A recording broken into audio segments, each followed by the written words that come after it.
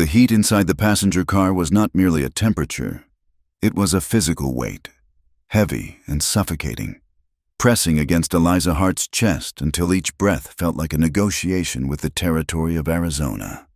Outside the grime-streaked window, the landscape was a blur of burnt umber and violent ochre, a vast, indifferent furnace that seemed determined to swallow the train whole. It was the year 1881, and the world here felt raw, unfinished, as if God had simply grown tired of creation and left the rocks to bake in the sun. Eliza sat with her spine pressed against the hard wooden seat, refusing to slump. A lady of Boston did not slump, even when her corset was laced tight enough to bruise, and even when that corset concealed not just whalebone, but the ruin of her family name. Folded sharply against her ribs were the papers a geological survey map and a draft contract stained with ink and greed. They were the reason she was 500 miles from anything resembling civilization, and the reason she could not turn back. She closed her eyes for a moment, the rhythmic clatter of the iron wheels on the track sounding like an accusation. Guilty, guilty, guilty. Her father, Samuel Hart, had been a man who believed that the West was a ledger to be balanced. He had never seen the dust that coated Eliza's throat now, nor the endless sky that made a human being feel insignificant. He had only seen the numbers Nathan Crowell had placed before him: $50,000 in bonds, a promise of silver, a right-of-way through land that Crowell claimed was uninhabited. It was only after the bank doors closed and the investors screamed for blood that Eliza found the correspondence in her father's desk. The land was not uninhabited. It belonged to the Navajo, and Crowell had known it, just as he knew the railroad would tear through the heart of their world. Dust Creek. The conductor bellowed, his voice cracking through the stale air. "End of the line for passengers, Dust Creek." Eliza opened her eyes. The train was slowing, the brakes screeching like a dying banshee. Through the window, she saw the town emerging from the heat haze. It was a collection of structures that looked less built and more discarded timber frames bleached gray by the sun. A main street churned into flour-fine powder, and the omnipresent sign of the railroad company, fresh and painted, looming over the decay like a vulture waiting for a carcass. There was a saloon, of course, its doors swinging listlessly in the hot wind, a church with a steeple that listed slightly to the left, as if tired of pointing toward a heaven that ignored this place. And everywhere, there was the dust. It coated the horses hitched to the rails. It settled on the shoulders of the men loitering on the platform. It hung in the air, turning the afternoon light into a bloody haze. Eliza gathered her reticule, her fingers tightening around the handle. She was not Eliza Hart, the banker's daughter who had been pitied in the parlors of Beacon Hill. Here, she was merely a traveler, a woman writing a book about the frontier. A lie. It was the first of many she would have to tell. Keone Bigay stood in the shadow of the water tower, separate from the crowd, yet watching everything with eyes that missed nothing. He was stillness in the center of motion. He wore the blue wool jacket of a United States Army scout, the brass buttons dull from lack of polish, but beneath it, he wore a shirt of calico, and around his waist was a belt of silver conchos. His hair, black as a raven's wing, was pulled back and tied with wool, and on his feet were moccasins that allowed him to move without sound. The white men called him Kyo. To the army, he was a tool, a pair of eyes to see what they could not, a tracker to hunt down the Apache or the renegade bands of his own people who refused to accept the reservation lines. To his own people, the Dine, he was something more complicated, a protector or a pet wolf that had learned to eat from the master's hand. The bitterness of that thought rose in his throat, acidic and familiar. He swallowed it down. He was here because the alternative was starvation for his sister's family, or the slow death of the reservation where the soil was too poor to grow corn. By wearing the blue coat, he could steer the soldiers away from the sacred places. He could translate the lies of the white officers into warnings for the elders. It was a dangerous game, walking the razor's edge between two worlds, belonging to neither. He watched the train hiss and heave to a halt. Steam billowed out, white and scalding, momentarily obscuring the platform. He hated the machine. The elders called it the iron snake, the thing that ate the earth. It brought men who smelled of sulfur and whiskey, men who looked at the red rocks and saw only dollars. Passengers began to spill out, miners with pickaxes slung over their shoulders, their faces already masked in soot. A few suit-wearing men from the east, looking around with expressions of mingled disgust and avarice. And then he saw her. She appeared in the doorway of the passenger car, a splash of impractical color against the drab wood. Her dress was a deep, rich navy, covered in travel dust but clearly cut by a tailor who knew his business. She wore a hat with a veil that had been thrown back, revealing a face that was pale, not from sickness, but from a life spent indoors. Kyo narrowed his eyes. She looked fragile, like a porcelain cup brought to a campfire, useless and destined to break. But then he saw the way she gripped her bag. Her knuckles were white. Her jaw was set in a line of grim determination. She paused at the top of the stairs, looking down at the rough planks of the platform, not with fear, but with the calculation of a general surveying a battlefield. She took a step. The wood of the train stairs, rotten from the dry rot and neglect, gave a sickening crack under her boot heel. Eliza felt the world tilt. The heel of her boot caught in the splintered wood, and gravity took hold. She pitched forward, a gasp trapped in her throat, her hands flailing uselessly against the air. She braced herself for the impact, for the humiliation of landing face first in the dirt in front of the entire town. The impact never came. Instead, an arm hooked around her waist, solid, unyielding, and smelling of sagebrush and wood smoke. She was hauled upright with a strength that stole her breath, her feet dangling for a fraction of a second before finding purchase on the solid ground. Eliza looked up, her heart hammering against the papers in her corset. The face that hovered above hers was striking, composed of sharp planes and angles that seemed hewn from the canyon rock itself. His skin was the color of polished bronze, his eyes dark and impenetrable, framed by high cheekbones that gave him an air of severe regality. He was an Indian, a Navajo. She knew this from the illustrations in the newspapers, though none of those drawings had captured the intensity of the man standing before her. He did not let go immediately. For a moment, 1 second, perhaps 2, they were frozen. His hand was warm through the fabric of her dress. "Steady," he said. His voice was a low rumble, the English unaccented but spoken with a deliberate cadence. Eliza pulled back, smoothing her skirts, her face flushing with heat that had nothing to do with the sun. She looked into his eyes and saw no subservience, only a cool, detached assessment. He was weighing her. She realized. He was looking at the lace at her throat, the softness of her hands, and deciding if she was worth the air she breathed. "Thank you," Eliza said, her voice sounding breathless to her own ears. She stiffened her spine, summoning the demeanor of the banker's daughter. The step, it simply gave way. "The wood is old," the man said. He stepped back, giving her space, yet his gaze lingered on her face. Like everything else in Dust Creek, it breaks if you stand on it wrong. There was a double meaning there, a warning wrapped in a courtesy. Eliza felt a shiver trace its way down her spine. "I shall have to be careful where I stand. Then, you should," he replied. He turned his head slightly, breaking the connection, and the moment shattered. "Kyo!" The shout came from the other end of the platform. Eliza turned and felt the blood drain from her face. Striding toward them, looking every inch the master of this domain, was a man in a light gray suit, a planter's hat casting a shadow over his eyes. Nathan Crowell. He had not changed in the 2 years since she had last seen him in her father's library. He was still handsome in a predatory way, with a neatly trimmed mustache and a smile that never quite reached his eyes.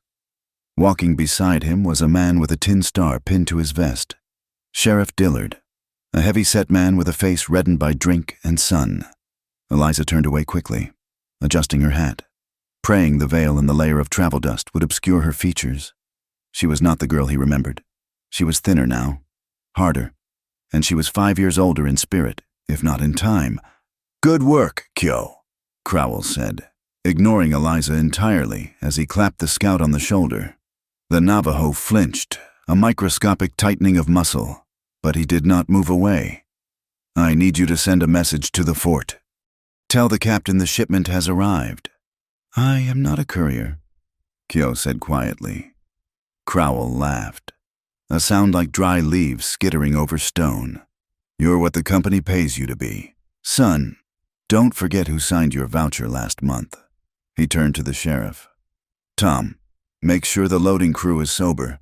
We have machinery coming off this train that costs more than this entire town." "I'm on it. Mr. Crowell," the sheriff mumbled, touching the brim of his hat. Eliza kept her back turned, pretending to examine her luggage, her heart thudding so loudly she feared they could hear it. Crowell was here. He was the king of this dust heap. If he recognized her, her mission was over before it began. He would not hesitate to put her on the next train or worse. Accidents happen easily in the West. She risked a glance back. Crowell was moving toward the freight car, his back to her, but the scout Kyo was looking directly at her. He saw her fear. He saw the way she hid her face. His eyes narrowed slightly, a flicker of curiosity igniting in the dark depths. He knew she was hiding something. The town of Dust Creek was an assault on the senses. As Eliza navigated the boardwalk, avoiding the loose planks, the smell of stale beer and unwashed bodies assaulted her. The air was thick with profanity and the tinny sound of a piano coming from the Scarlet Lady Saloon. She saw men passed out on benches, their hats pulled over their eyes. She saw women in gaudy dresses watching the street with tired, hard eyes. And she saw the Navajo. They sat on the edges of the street, selling woven blankets and turquoise, treated by the passers-by not as people, but as obstacles to be stepped around. Suddenly, a commotion erupted outside the general store. A cowboy, swaying on his heels and clutching a half-empty bottle of whiskey, had stumbled into an elderly Navajo man who was trying to cross the street. The old man, frail and leaning on a stick, fell into the dirt. "Watch where you're going, you blind savage!" the cowboy roared, kicking dust over the fallen man. "Get out of the road!" Eliza stopped, her hand flying to her mouth. The injustice of it was sharp and sudden. She looked around for help. The sheriff was standing on the porch of his office, leaning against a post, picking his teeth with a splinter of wood. He watched the scene with bored indifference. "Sheriff," Eliza called out, her voice cutting through the noise, "are you not going to assist?" Sheriff Dillard looked at her, his eyes lazy. "He ain't hurt, miss, just a little dusty. Boys will be boys."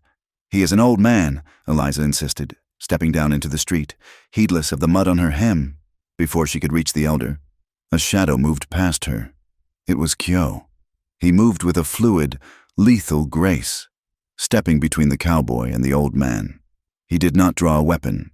He simply stood there, his hands loose at his sides, his presence radiating a quiet threat. The cowboy blinked, his drunken haze clearing enough to recognize the scout. "Now look here, Kyo," the man stammered, backing up a step. "I didn't mean nothing, just stumbling." Kyo said nothing. He knelt down, his movements gentle, and helped the old man to his feet. He spoke a few words in a language Eliza did not understand, a flowing, breathy sound that seemed to belong to the wind. He dusted off the old man's blanket and guided him to the safety of the boardwalk.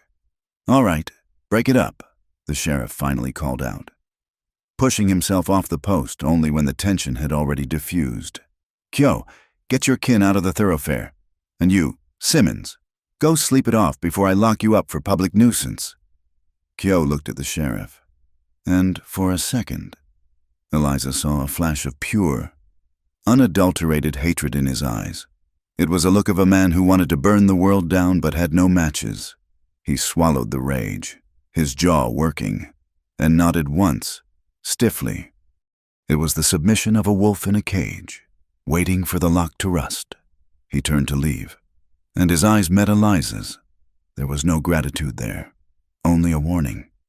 "Go away," his eyes seemed to say. "This place will eat you alive." Eliza secured a room above the mercantile, a small, stifling box with a single window that overlooked the main street. The landlady, a widow named Mrs. Gable had accepted Eliza's story that she was a schoolteacher from the East and came to write a travelogue about the majestic frontier. Without blinking an eye, she had only cared about the $2 a week, payable in advance. Once the door was bolted, Eliza let out a long, shuddering breath. She moved to the wash basin and poured water from the pitcher. It was lukewarm and smelled faintly of sulfur, but she splashed it on her face desperately, trying to scrub away the grime of the journey. She moved to the bed and began to unbutton her dress. Her fingers fumbled with the laces of her corset, finally loosening the strings. She reached inside the stiff fabric and pulled out the oilskin packet. Her hands trembled as she unfolded the documents on the rough woolen blanket. There it was, the map of the Arizona Territory, marked with red ink. The ink line slashed through the designated reservation lands, carving out a massive section of canyon country. And the contract, signed by Nathan Crowell and a silent partner in the Senate, authorizes the survey and seizure of unclaimed mineral resources in the sector known as Coyote Canyon. It was a fraud. It was theft. And her father's signature was on the initial financing bond, a signature obtained when his mind was failing and his debts were mounting. "I will fix this. Papa," she whispered to the empty room, "I will not let your name be synonymous with this crime." Her plan was simple, perhaps naively so. She needed to verify that Crowell was indeed moving operations into Coyote Canyon, proving he was violating the current treaty. Then, she would take these documents to the United States Marshal in Santa Fe, a man named specialized in federal corruption whom her father's old lawyer had claimed was incorruptible. But she needed proof of current activity. She needed to know exactly when and where Crowell was striking. The sun began to set, painting the town in hues of blood, orange, and deep purple. The heat broke, replaced by a sudden, biting chill that swept in from the desert floor. Eliza dressed in a simpler gown, gray cotton that attracted less attention, and sat by the open window, listening to the town transform. The piano music grew louder, the shouts of men more raucous. Voices drifted up from the street below, low, conspiratorial voices. Eliza leaned forward, careful to stay in the shadows of the curtain. Directly below her window, in the alley between the mercantile and the saloon, two men stood in the pool of light cast by a lantern hanging from a hook. One was a white officer, a lieutenant by the insignia on his shoulder. The other was Keogh. Eliza's breath caught. She watched as the lieutenant unrolled a map against the wall of the building. It was not the same map she possessed, but a tactical field map. "The colonel is getting impatient. Keogh," the lieutenant said, his voice carrying clearly in the crisp night air. "Crowell says there are hostiles gathering in the canyon. He needs the area cleared before the track layers move in next week." Keogh stood with his arms crossed over his chest. "There are no hostiles, only families grazing sheep." "That is not what the reports say," the lieutenant snapped. He jabbed a finger at the map. "Right here, Coyote Canyon. Crowell claims his surveyors were fired upon. If you want to keep your people from being designated as combatants, you need to guide us in. We need a clean route to the water source." Eliza froze. "Coyote Canyon."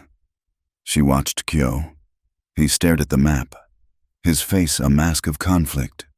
If he refused, the army would go in blindly, likely slaughtering everyone in their path. If he agreed, he was leading the wolves to the den.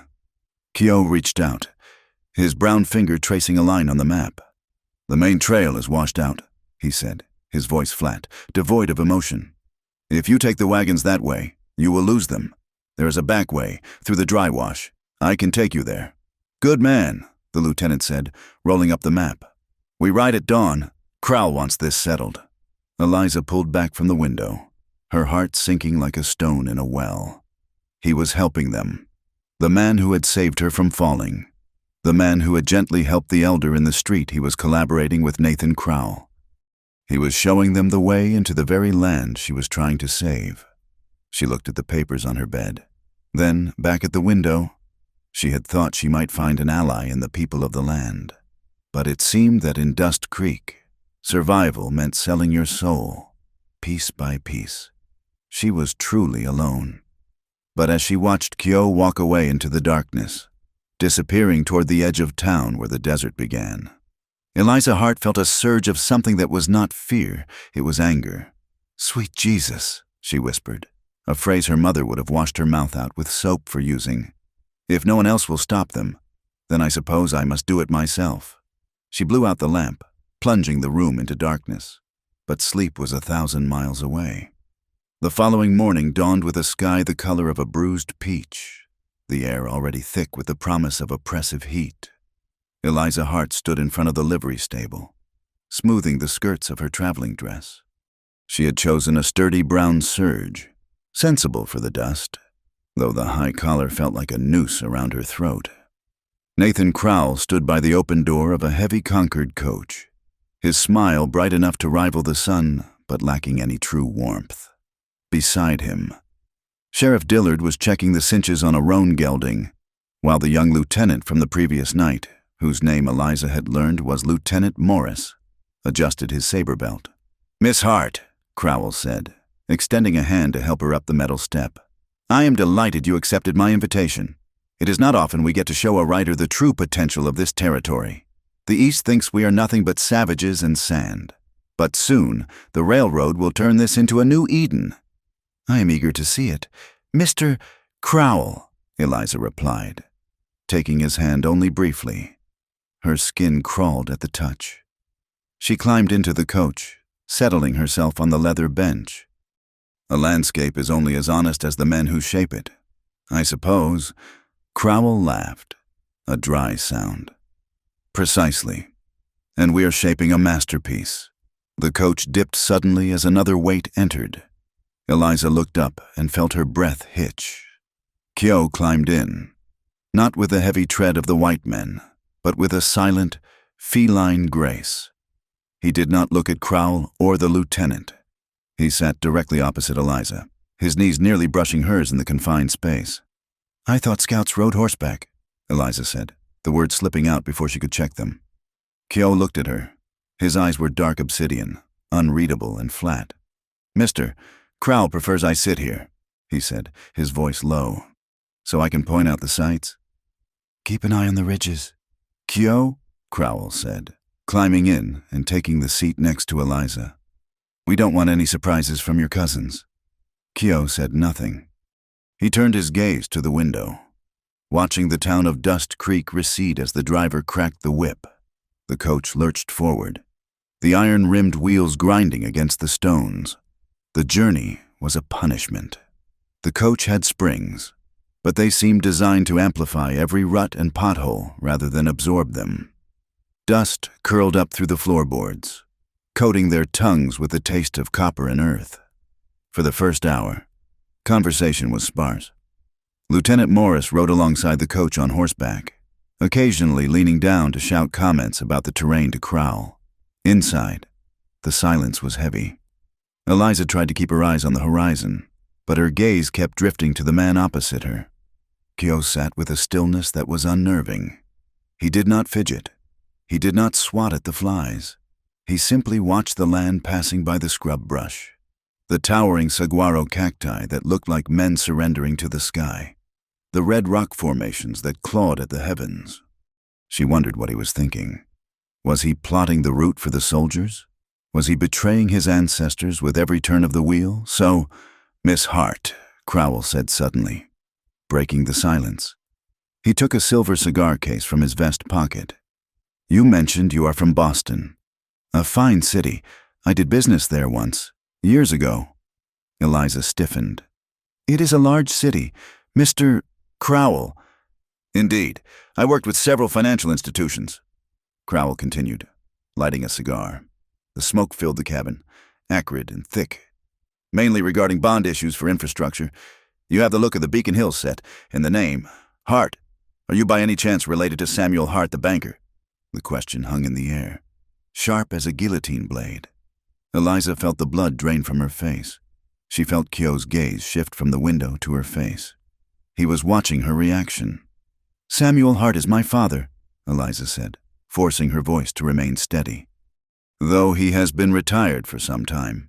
"Retired," Crowell mused, rolling the word around his mouth like a piece of gristle. "Yes, I heard the bank had some difficulties, overextended on Western speculations.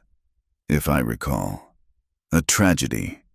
Samuel was a man of vision, but perhaps he lacked the stomach for the realities of progress. Rage flared in Eliza's chest, hot and blinding. It was this man, this smiling, well-dressed viper, who had sold her father those fraudulent bonds. He had fed Samuel dreams of silver mines that did not exist and rights of way that were not legal. "My father," Eliza said, her voice dropping an octave, ice coating every syllable, "believed that a contract was a bond of honor. Mr. Crowell. He did not account for men who treat ink as if it were water." Crowell's smile tightened at the edges. "Honor is a luxury, Miss Hart. Out here, survival is the only currency. Is that what you call it?" Keogh spoke for the first time. He was not looking at Crowell. He was looking at Eliza, and for the first time she saw something other than indifference in his eyes. Was it curiosity, or perhaps recognition of the anger she was trying so hard to hide? "Quiet, Keogh!" Crowell snapped. "You are paid to look for Apaches, not to philosophize." The coach rattled around a sharp bend. The terrain had changed. They were entering a narrow pass, flanked on both sides by towering sandstone walls that blotted out the sun. The shadows were deep and purple here. "We are entering the approach to Coyote Canyon," Crowell said, pointing out the window with his cigar. "This is the primary access route. Once the rail line is laid here, we will cut 2 days off the journey to the coast." Eliza looked out. It was magnificent, and it was a trap. The walls were too high, the road too narrow. "Stop the coach," Keogh said. His voice was not loud, but it cut through the noise of the wheels like a whip crack. "What?" Crowell frowned. "We are not there yet." "Something is wrong," Keogh said. He leaned forward, his body tense as a bowstring. "No birds. The air is too quiet." Before Crowell could respond, the world exploded. A gunshot rang out, echoing off the canyon walls like a thunderclap. The coach swerved violently as one of the lead horses screamed and went down. Eliza was thrown across the cabin, slamming into Keogh's chest. He did not flinch, his arm locked around her instantly, anchoring her as the vehicle careened onto 2 wheels and slammed back down with a bone-jarring crash. "Ambush!" Lieutenant Morris shouted from outside, followed by the roar of his service revolver. "Get down!" Keogh shouted, shoving Eliza toward the floorboards. Through the window, Eliza saw figures emerging from the rocks above. They were screaming war cries, high-pitched ululations that chilled the blood. They wore buckskins and feathers, their faces painted in jagged streaks of red and black. "Navajo!" Crowell yelled, fumbling for the pistol in his shoulder holster. "I told you, treacherous dogs!" Eliza huddled on the floor, her hands over her ears. Bullets tore through the wood of the carriage, sending splinters flying like shrapnel. Keogh peered over the windowsill, his eyes scanning the attackers. He watched a rider gallop parallel to the coach, firing a Winchester rifle from the hip. He watched another man on the ridge reload his weapon. "No," Keogh whispered. The word was a growl. He grabbed Eliza by the arm. "We have to move, now." "We can't go out there," Eliza screamed. "Staying here is death." Keogh said. He kicked the door open. The coach had ground to a halt against a boulder. Outside, the dust was a blinding fog. Keogh grabbed Eliza by the waist and threw them both out of the door. They hit the ground hard, rolling over sharp gravel and sand. Keogh did not stop. He dragged her behind the cover of a large fallen slab of sandstone. Eliza gasped for air, coughing as the dust filled her lungs. Her dress was torn at the shoulder, and her palms were scraped raw. "My God," she choked out. "They are going to kill us." Keogh was not looking at her. He was watching the battle. Crowell had taken cover behind the wheel of the coach. He fired 2 shots into the air, not aiming at anything. Sheriff Dillard was on his horse, firing wildly. Lieutenant Morris was shouting orders, but his horse was rearing, panicking. "Look at them!" Keogh hissed, gripping Eliza's arm and pointing toward the attackers on the ridge. "I see them! They are Indians!" Eliza cried. "No," Keogh said. His face was a mask of cold fury. Look at how they ride. They sit heavy in the saddle. Look at their boots. Those are cavalry spurs. And the paint. The markings are wrong. They are mixing Hopi and Apache symbols. Eliza squinted through the dust. He was right. The man nearest them, reloading his rifle, was cursing in English. Damn jammed mechanism. She heard him shout. They are white men, Eliza whispered, the horror washing over her colder than any fear. Bandits, Kyo said. Hired guns, dressed up to play a part. Suddenly, the firing from the coach stopped. Eliza risked a peek around the rock. Crowell and Sheriff Dillard had mounted the 2 remaining carriage horses they had cut the traces. Fall back, Crowell shouted to the lieutenant. We are overrun. Regroup at the ridge. What about the girl? What about the scout? Morris yelled, trying to control his mount. They are dead already, Crowell shouted back. He spurred his horse, galloping back the way they had come, leaving them behind. Dillard followed without a backward glance. He left us, Eliza stammered. She could not process it. He did not leave us, Kyo said grimly. He set us up. A bullet struck the rock inches from Eliza's face, sending stone chips flying. She screamed and ducked. They are not shooting at Crowell, Kyo noted, checking the cylinder of his own revolver. They are shooting at us. Only us. One of the disguised riders on the slope spotted them.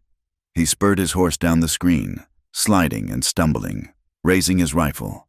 Stay down, Kyo commanded. He stood up, exposing himself to draw fire. He fired once, twice. The rider's horse bucked, but the man stayed in the saddle, swinging his rifle around toward Kyo. Kyo's gun clicked. Empty. The rider laughed, leveling his weapon at Kyo's chest. End of the trail. Injun! Eliza looked around frantically. In the dirt, near the broken wheel of the coach, lay a heavy Colt Peacemaker, likely dropped by the sheriff in his haste. She did not think. The banker's daughter, the girl who had been taught piano and embroidery, vanished. In her place was a creature of pure instinct. She lunged forward, her fingers closing around the cold steel of the gun. It was heavier than she expected. She lifted it with both hands. The rider was 20 feet away. Aim, breathe, squeeze. The gun bucked in her hands like a live animal. The explosion was deafening. The rider jerked violently backward. His rifle discharged into the sky as he tumbled from the saddle, clutching his shoulder. He hit the ground with a thud and a groan. Silence stretched for a heartbeat, absolute and ringing. Kyo stood frozen, his empty gun still raised halfway. He turned his head slowly to look at her.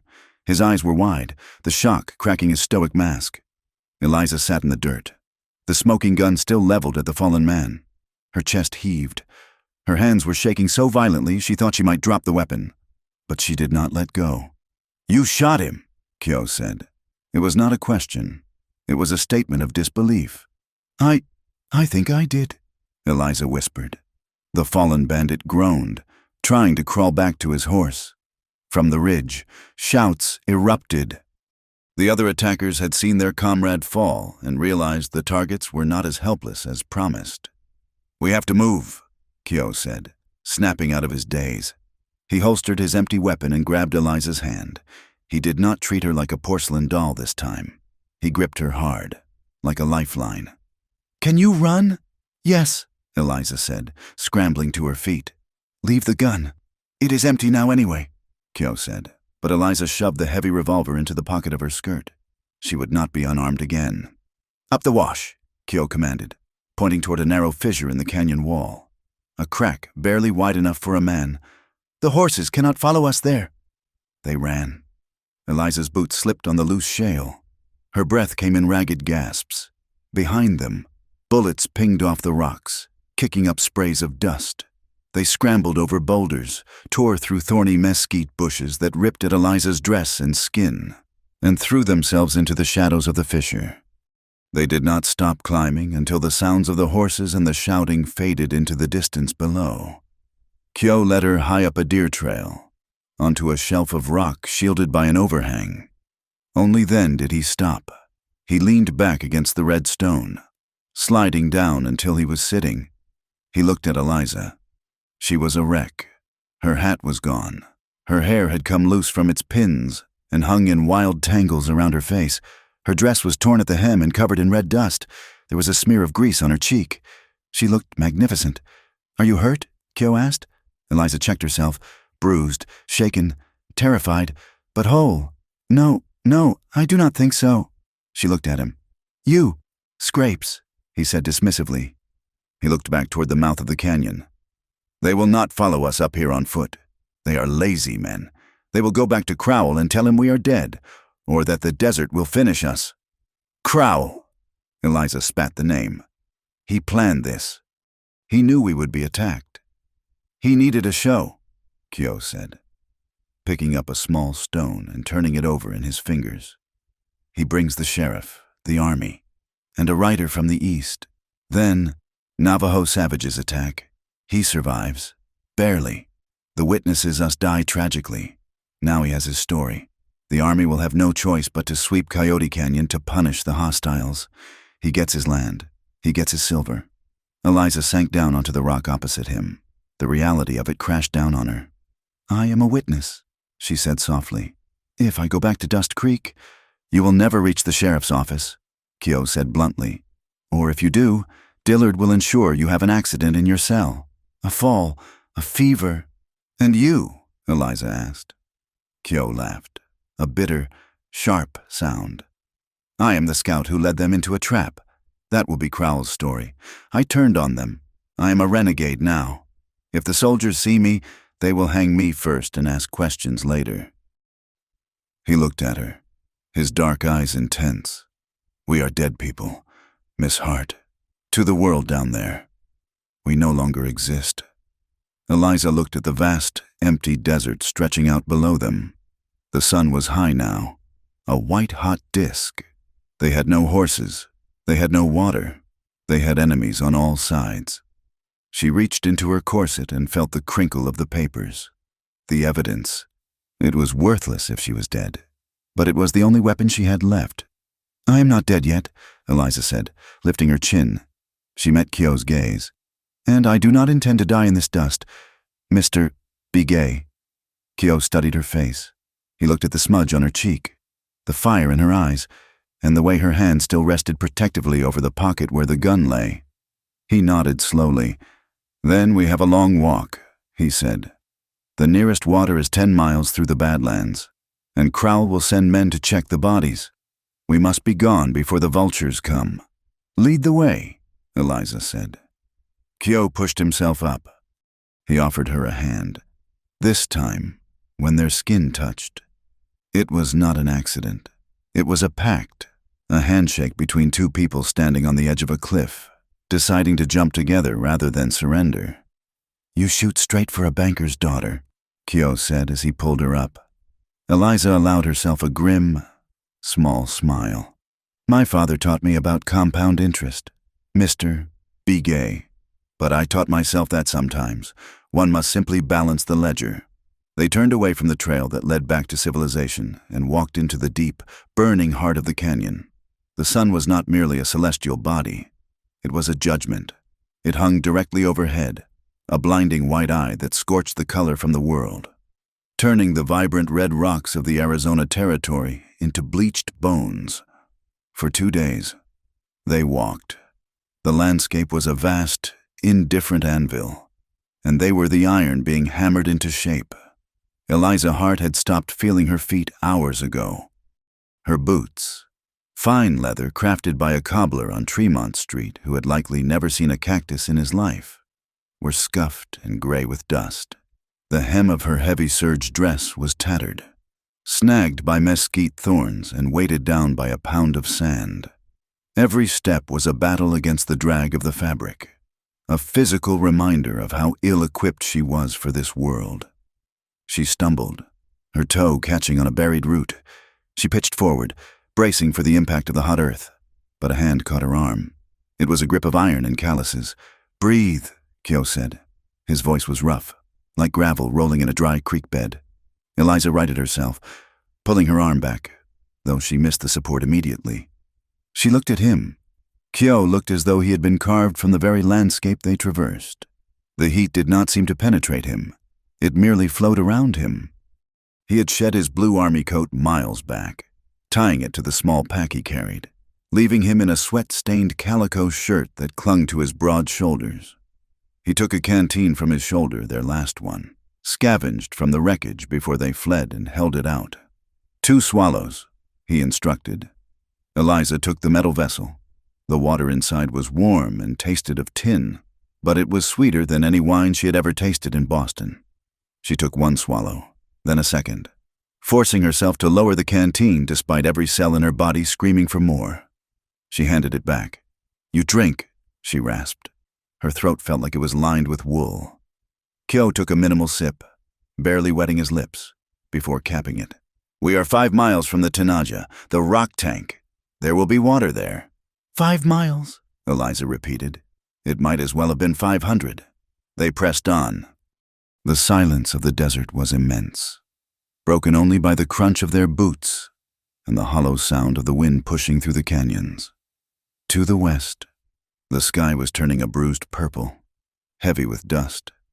A storm was brewing, watching them like a predator waiting for the perfect moment to strike. Eliza watched Kyo's back. He moved with an economy of motion she envied, wasting no energy.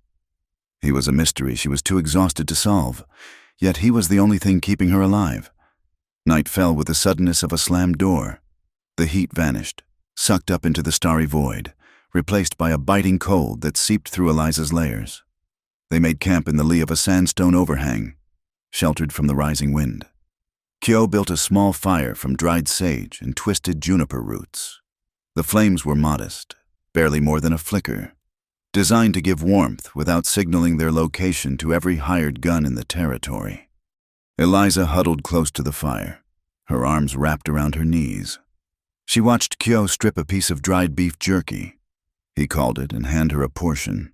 It was tough as leather and salty, but she chewed it gratefully. Kyo sat cross-legged opposite her, his eyes reflecting the dancing flames.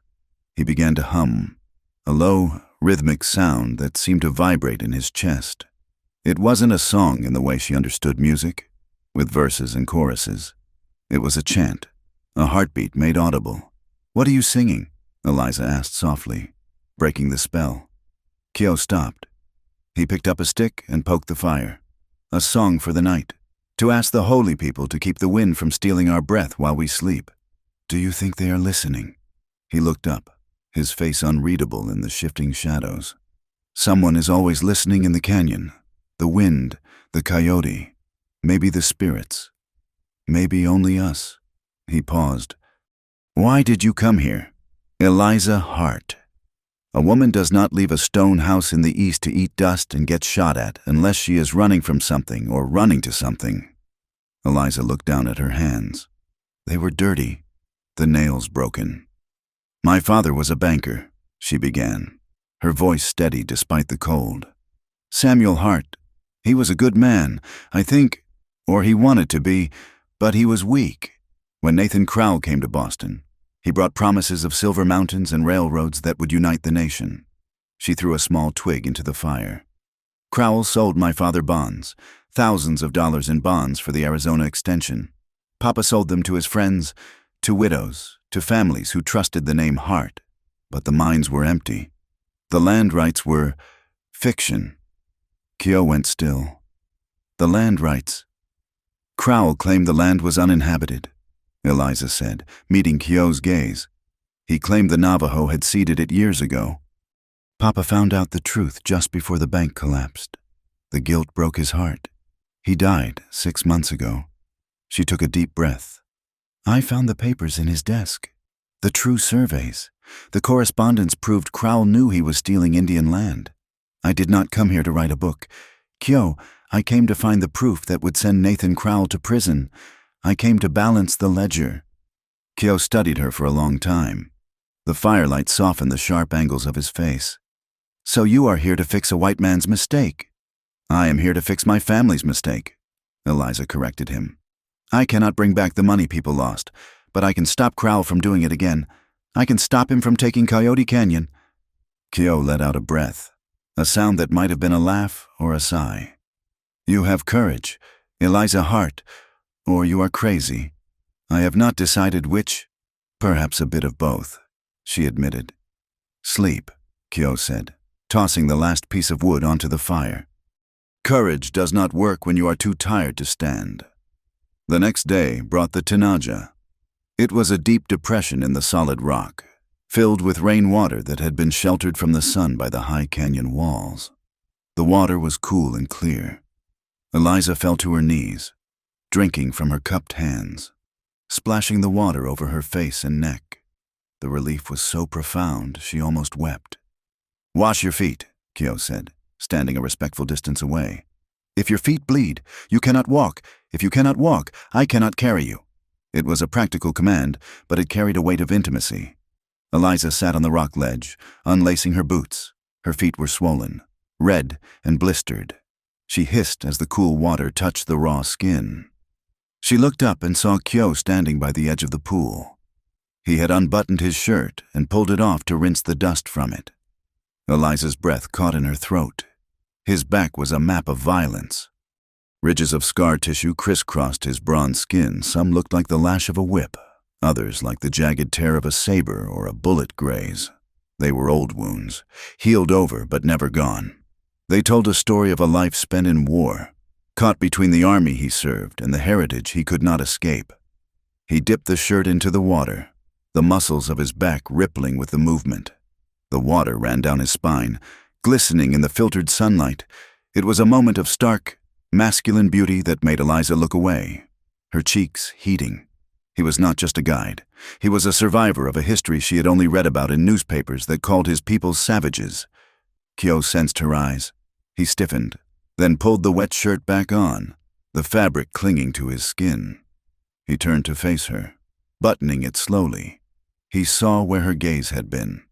The army pays in silver, he said, his voice devoid of self-pity. But they take their change in skin. I am sorry, Eliza whispered. Do not be, Kyo said. Scars are just memories. They remind you that you did not die. By noon, the heat was a physical adversary. They were crossing a stretch of flat hardpan, an ocean of baked clay where no shadow existed. Eliza was faltering. The heavy surge of her skirt was like a lead weight, but worse were the layers beneath. A lady of Boston wore chemise, corset cover, and drawers heavy cotton undergarments that reached to the mid-calf, trimmed with lace that was now nothing but grit sandpaper against her skin. Her inner thighs were raw.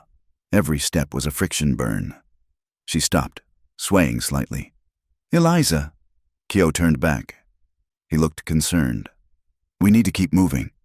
I cannot, Eliza gasped. She grabbed handfuls of her skirt, frustration boiling over. This dress, these clothes, they were designed for a parlor, not hell. Kyo walked back to her. He pulled a knife from his belt, a long hunting knife with a bone handle. He held it out, handle first. Then he untied the red woven sash from his waist and handed that to her as well. Cut it, he said. What? The dress. It is too heavy. Cut it off. Eliza looked at the knife, then at him. He was right. Propriety would kill her out here. She took the knife. Turn around, she commanded. Kyo nodded. I will watch the ridge. He turned his back, walking 20 paces away to stand guard. Eliza worked quickly. She sawed through the heavy hem of the dress, hacking it away until the skirt ended just below her knees. It looked ragged and ridiculous, but the weight lifted instantly. But it was not enough. The drawers, the thick cotton pantaloons were soaked with sweat and dust, chafing her skin with every movement. They had to go. She looked at Kyo's back. He was staring at the horizon, motionless. Eliza unbuttoned the waistband of the drawers. She shimmied them down her hips, kicking off her boots for a second to step out of the garment. She picked up the bundle of white cotton, now gray with grime, and shook it out. Done, she thought. She bent down to pick up her boots. At that exact moment, a hawk screeched overhead. It was a piercing sound, close and sudden. Kyo spun around, his hand going to his revolver out of instinct. He froze. Eliza was standing there, the shortened dress hiking up as she bent over. She was holding the discarded drawers in one hand. Her legs were bare from the knee down, pale skin dusted with red sand, revealing the curve of her calf and the delicate turn of her ankle. She straightened up, clutching the undergarments to her chest, her face flushing a deep crimson that rivaled the canyon walls. Kyo stared. He blinked. His eyes traveled from the pile of lace-trimmed cotton in her hand to her bare legs, then up to her face. His mouth opened slightly, then closed. He looked like a man who had been struck by lightning and enjoyed the sensation. "Sweet Jesus," he breathed, the words escaping him before he could stop them. "You are trouble." The air between them crackled. It was not the heat of the sun. It was a sudden, electric tension. Eliza felt exposed, vulnerable, and yet, strangely, empowered. She did not shrink away. She lifted her chin, her blue eyes flashing. "If I was in trouble, Mr. Be gay," she retorted, her voice steady. "You would have had the good sense to run away 3 miles ago." She dropped the drawers into the dust. "Now, are we walking? Or are you going to stare until we both desiccate?" Kyo looked at the discarded underwear, then back at her. A slow grin spread across his face, the first genuine smile she had seen. It transformed him, taking 10 years off his age and softening the hardness of his eyes. "We are walking," he said, turning back around, though his shoulders were shaking with silent laughter. "But remind me never to make you angry in a town with a tailor shop." The dynamic shifted after that. The formality of Miss Hart and the distance of the guide melted away in the heat. They walked side by side now. That night, the temperature dropped lower than before. They had no fire. As they were crossing open ground near the reservation border, they had only the single woolen blanket Kyo carried. "We share," Kyo said simply. "Or we freeze." Eliza did not argue. She lay down on the hard earth, and Kyo lay down behind her. They spooned together, back to chest, pulling the blanket tight over them. She could feel the heat of his body through her thin, tattered dress. She could feel the steady rhythm of his breathing against her shoulder blade. It was improper. It was scandalous. It was the safest she had ever felt in her life. Kyo lay awake, staring at the stars. Her hair smelled of sage and sweat, a scent that was becoming dangerously intoxicating. He felt the curve of her spine against his chest. He closed his eyes, fighting a war within himself. She was a white woman, a banker's daughter. She belonged to the world of carriages and silk, the world that was currently chewing his people into dust. He was a scout who had just deserted, a man with no country and a price on his head. "She is not for you," the wind whispered. "She is a cloud passing over the mountain. Beautiful, but you cannot hold her." But when she shivered in her sleep, his arm tightened around her waist instinctively, pulling her closer. The morning brought the ambush. They had just entered a narrow slot canyon, the walls rising 200 feet on either side. When a whistle pierced the air, Kyo stopped instantly, pushing Eliza behind him. "Stay still," he commanded. From the rocks above and the shadows ahead, figures emerged, 5 of them. They were Navajo, dressed in traditional buckskin and wool, armed with Winchesters and bows. They moved with silent aggression, circling the pair. The leader was a young woman. She was small but fierce, with eyes that burned like coals. She held a rifle leveled at Kyo's chest. "Naya," Kyo said, holding his hands out, palms open. "Traitor!" the woman spat. She spoke in Navajo, but the venom in her tone needed no translation. Then she switched to broken English, perhaps for Eliza's benefit, or perhaps to show her disdain for the language. "You bring a white woman here to the sacred place. Are you guiding the long knives again?" "Kyo." "I am guiding no one but her," Kyo said calmly. "She is not an enemy. Naya, she is under my protection." Naya looked at Eliza. Her gaze was withering. She looked at the torn dress, the sunburned face. "She looks like a dying bird. Why do you bring her?" "Because she knows what Crowell is doing," Kyo said. "Crowell attacked us. He tried to kill us both," the other warriors murmured. Naya lowered her rifle slightly, her frown deepening. "Crowell, his men are at the canyon mouth." "The soldiers are gathering. They say the Navajo attacked a wagon." They say savages killed a white woman and a scout. Eliza stepped forward from behind Kyo. I am the white woman, she said, her voice clear. And they did not kill us. Nathan Crowell hired men to dress as Navajo and attack us. He wants a war. Naya looked at Eliza, really looked at her. For the first time, she saw the defiance in Eliza's stance. Crowell tells the army that you are savages. Eliza continued. He tells them you broke the treaty so he can bring the railroad through Coyote Canyon. He wants the silver under your feet. We know about the silver, Naya said dismissively. We do not touch it. It belongs to the earth. Crowell does not care about the earth, Kyo said. He has convinced the colonel to sweep the canyon. They are coming. Naya, not to talk, to kill. Naya's face hardened. Let them come. We will fight. We have guns now. You have 5 guns, Kyo said harshly. They have a regiment. They have Gatling guns. You will die, and the land will be taken anyway. That is what Crowell wants. He wants you to fight so he can justify the slaughter. Then what do we do? Naya demanded. Run, hide like rabbits. Kyo looked at Eliza. It was the moment of choice. He could walk away. He could take Eliza to the nearest settlement, leave her there, and disappear into the mountains. He could survive. But he looked at the woman who had cut off her dress in the middle of the desert. He looked at the woman who had shot a bandit to save his life. Eliza reached into her bodice and pulled out the oilskin packet. She walked past Kyo, ignoring the weapons pointed at her, and held the papers out to Naya. This is the map, Eliza said. And the contract. It proves Crowell bribed the Senate. It proves the army is being used as a private security force for a mining company. If we can get this to Santa Fe, to the marshal, we can stop the soldiers legally. Naya looked at the papers, then at Kyo.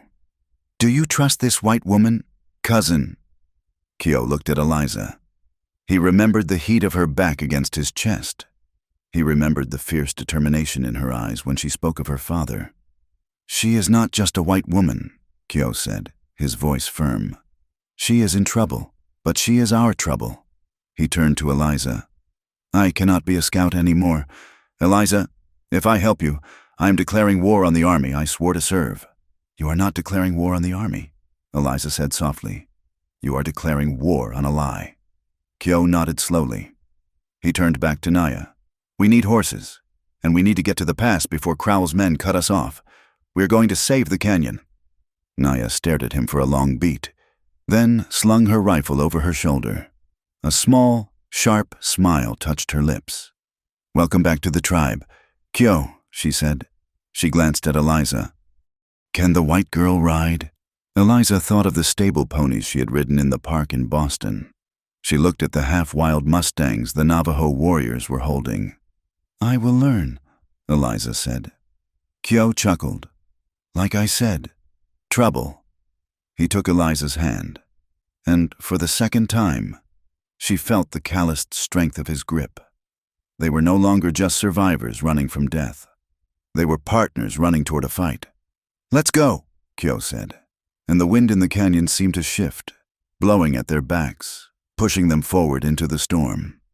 The hidden encampment of the Navajo was not merely a place of refuge. It was a world apart, tucked into a fissure of the earth where the red rock walls wept with groundwater and the air smelled of sheep tallow and pinyon smoke. To Eliza Hart, entering this sanctuary felt like stepping onto the surface of another planet, one where she was not an explorer, but an intruder. They rode in on tired horses, the dust of the flight still clinging to their skin. The settlement was temporary, a scattering of brush shelters and hogans built to be abandoned at a moment's notice. Women sat before upright looms, their hands weaving intricate patterns of red and black wool, freezing in mid-motion as the horses approached. Old men, their faces mapped with the same deep lines as the canyon walls, looked up from their small fires. The silence that greeted them was heavy, pressing against Eliza's chest. It was not the silence of the empty desert. It was the silence of held breath, of judgment. Kyo dismounted first, his movement fluid despite the exhaustion that etched gray shadows under his eyes. He reached up to help Eliza down. but she slid from the saddle before he could touch her, her boots hitting the hard-packed earth with a thud. She smoothed the tattered remains of her skirt the scandalous length she had hacked off in the desert and tried to stand tall. "Stay close to me," Kyo murmured, his voice low. A murmur rippled through the camp. Eyes, dark and hard as obsidian, fixed upon Kyo. They did not look at him with the warmth of homecoming. They looked at the blue wool trousers he still wore, the trousers of the United States Army. "He brings another one," a woman whispered loud enough to be heard, clutching a child close to her skirts. "The scout brings the white sickness to us." Kyo did not flinch, but Eliza saw the muscle in his jaw jump. He walked forward, leading the horses. The crowd parted, not out of respect, but out of a desire to avoid contact. He was a man caught in the doorway between two rooms. "Welcome in, neither." "I bring news," Kyo announced in Navajo, then repeated it in English, perhaps for Eliza's benefit, or perhaps to show he had nothing to hide. "And I bring a warning." An elder emerged from the largest structure. He was stooped, leaning on a staff of twisted juniper, his hair the color of snow on the San Francisco peaks. This was Hastian TSO, a man whose memory stretched back to the times before the Long Walk. "You wear the enemy's coat. Keone," the elder said, his voice sounding like dry leaves scraping together. "And you speak with the enemy's tongue. Why should we listen?"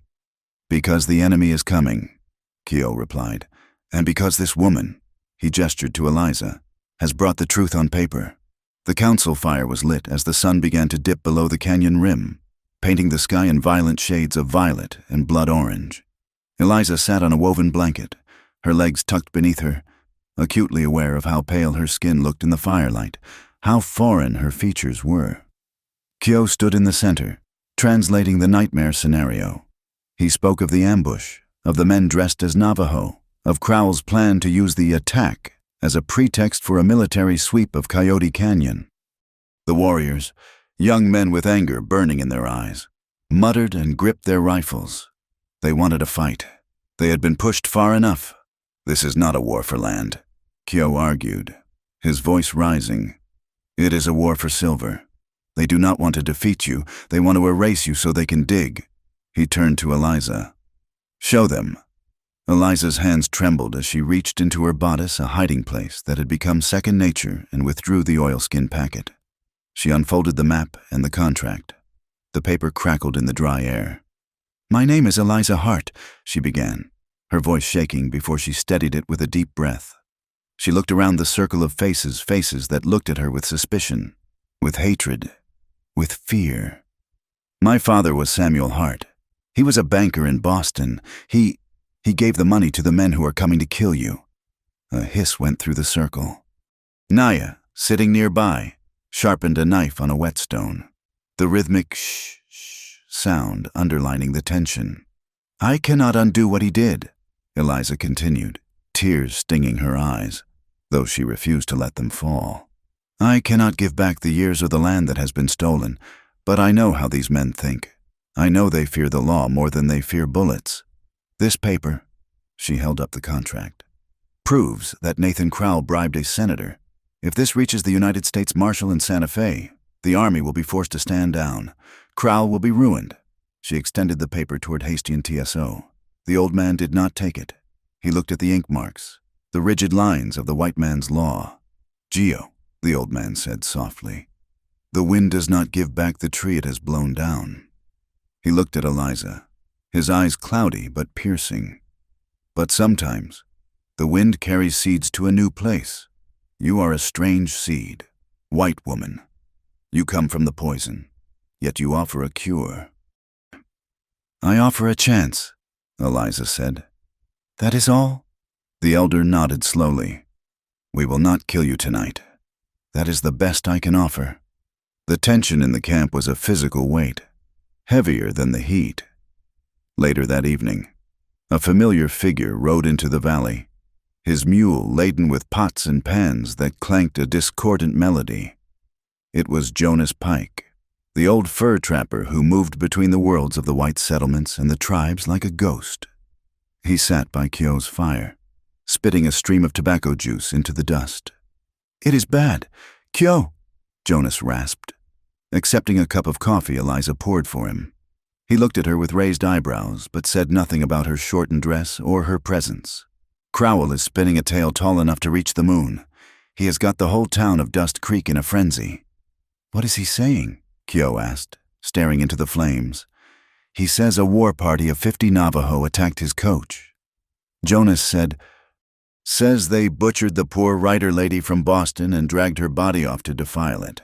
Says you, the trusted scout, led them right into the trap and then slit the lieutenant's throat, though the lieutenant is alive and well, just keeping his mouth shut. Eliza felt a chill that had nothing to do with the night air. He declared me dead. Martyred, Jonas corrected. Crowell is weeping crocodile tears all over the saloon. He is using your death to whip up the miners. And the army, they are calling it a peacekeeping operation. They are coming to secure the area against hostiles so the railroad can go through. They ride for 3 days. 3 days, Kyo whispered. It is not enough time to get the tribe moved. And if you move, Jonas added grimly. Crowell wins. He gets the canyon. He gets the silver. Eliza sat back, the coffee cup warming her hands but not her spirit. She looked around the camp at the children sleeping wrapped in blankets, at the women quietly talking. She saw the poverty, the resilience, and the utter precariousness of their existence. She felt a wave of nausea. Her family's money had bought the rifles that would be pointed at these children. Her father's signature was on the warrant for their destruction. She stood up abruptly and walked away from the fire, toward the edge of the wash where the darkness was absolute. Eliza? She did not turn. She knew his footsteps. He moved so quietly, yet she felt his presence like a change in atmospheric pressure. Go away, Kyo, she said, her voice thick. Please. You are thinking about the ledger again, he said. He did not leave. He stood beside her, looking up at the vast spray of stars that the white men called the Milky Way and the Navajo called Yikais Daha. I am thinking that I am a fool, Eliza said bitterly. I thought I could come here and be a savior. But look at them. Kyo, they look at me and they see a monster. And they are right. I am the daughter of the monster. You are not your father, Kyo said. Am I not? She turned to him, her eyes fierce in the starlight. I lived in a house paid for with blood money. I wore silk while your people starved. Am I really here to help you, or am I just trying to scrub the stain off my own soul so I can sleep at night? Kyo stepped closer. The space between them was charged, filled with the static electricity of the coming storm.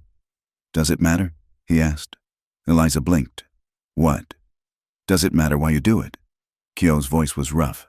In this land, we do not judge a man by the prayers he says in the dark. We judge him by where he stands when the shooting starts. You are here. You are standing in the mud with us. That is all that counts.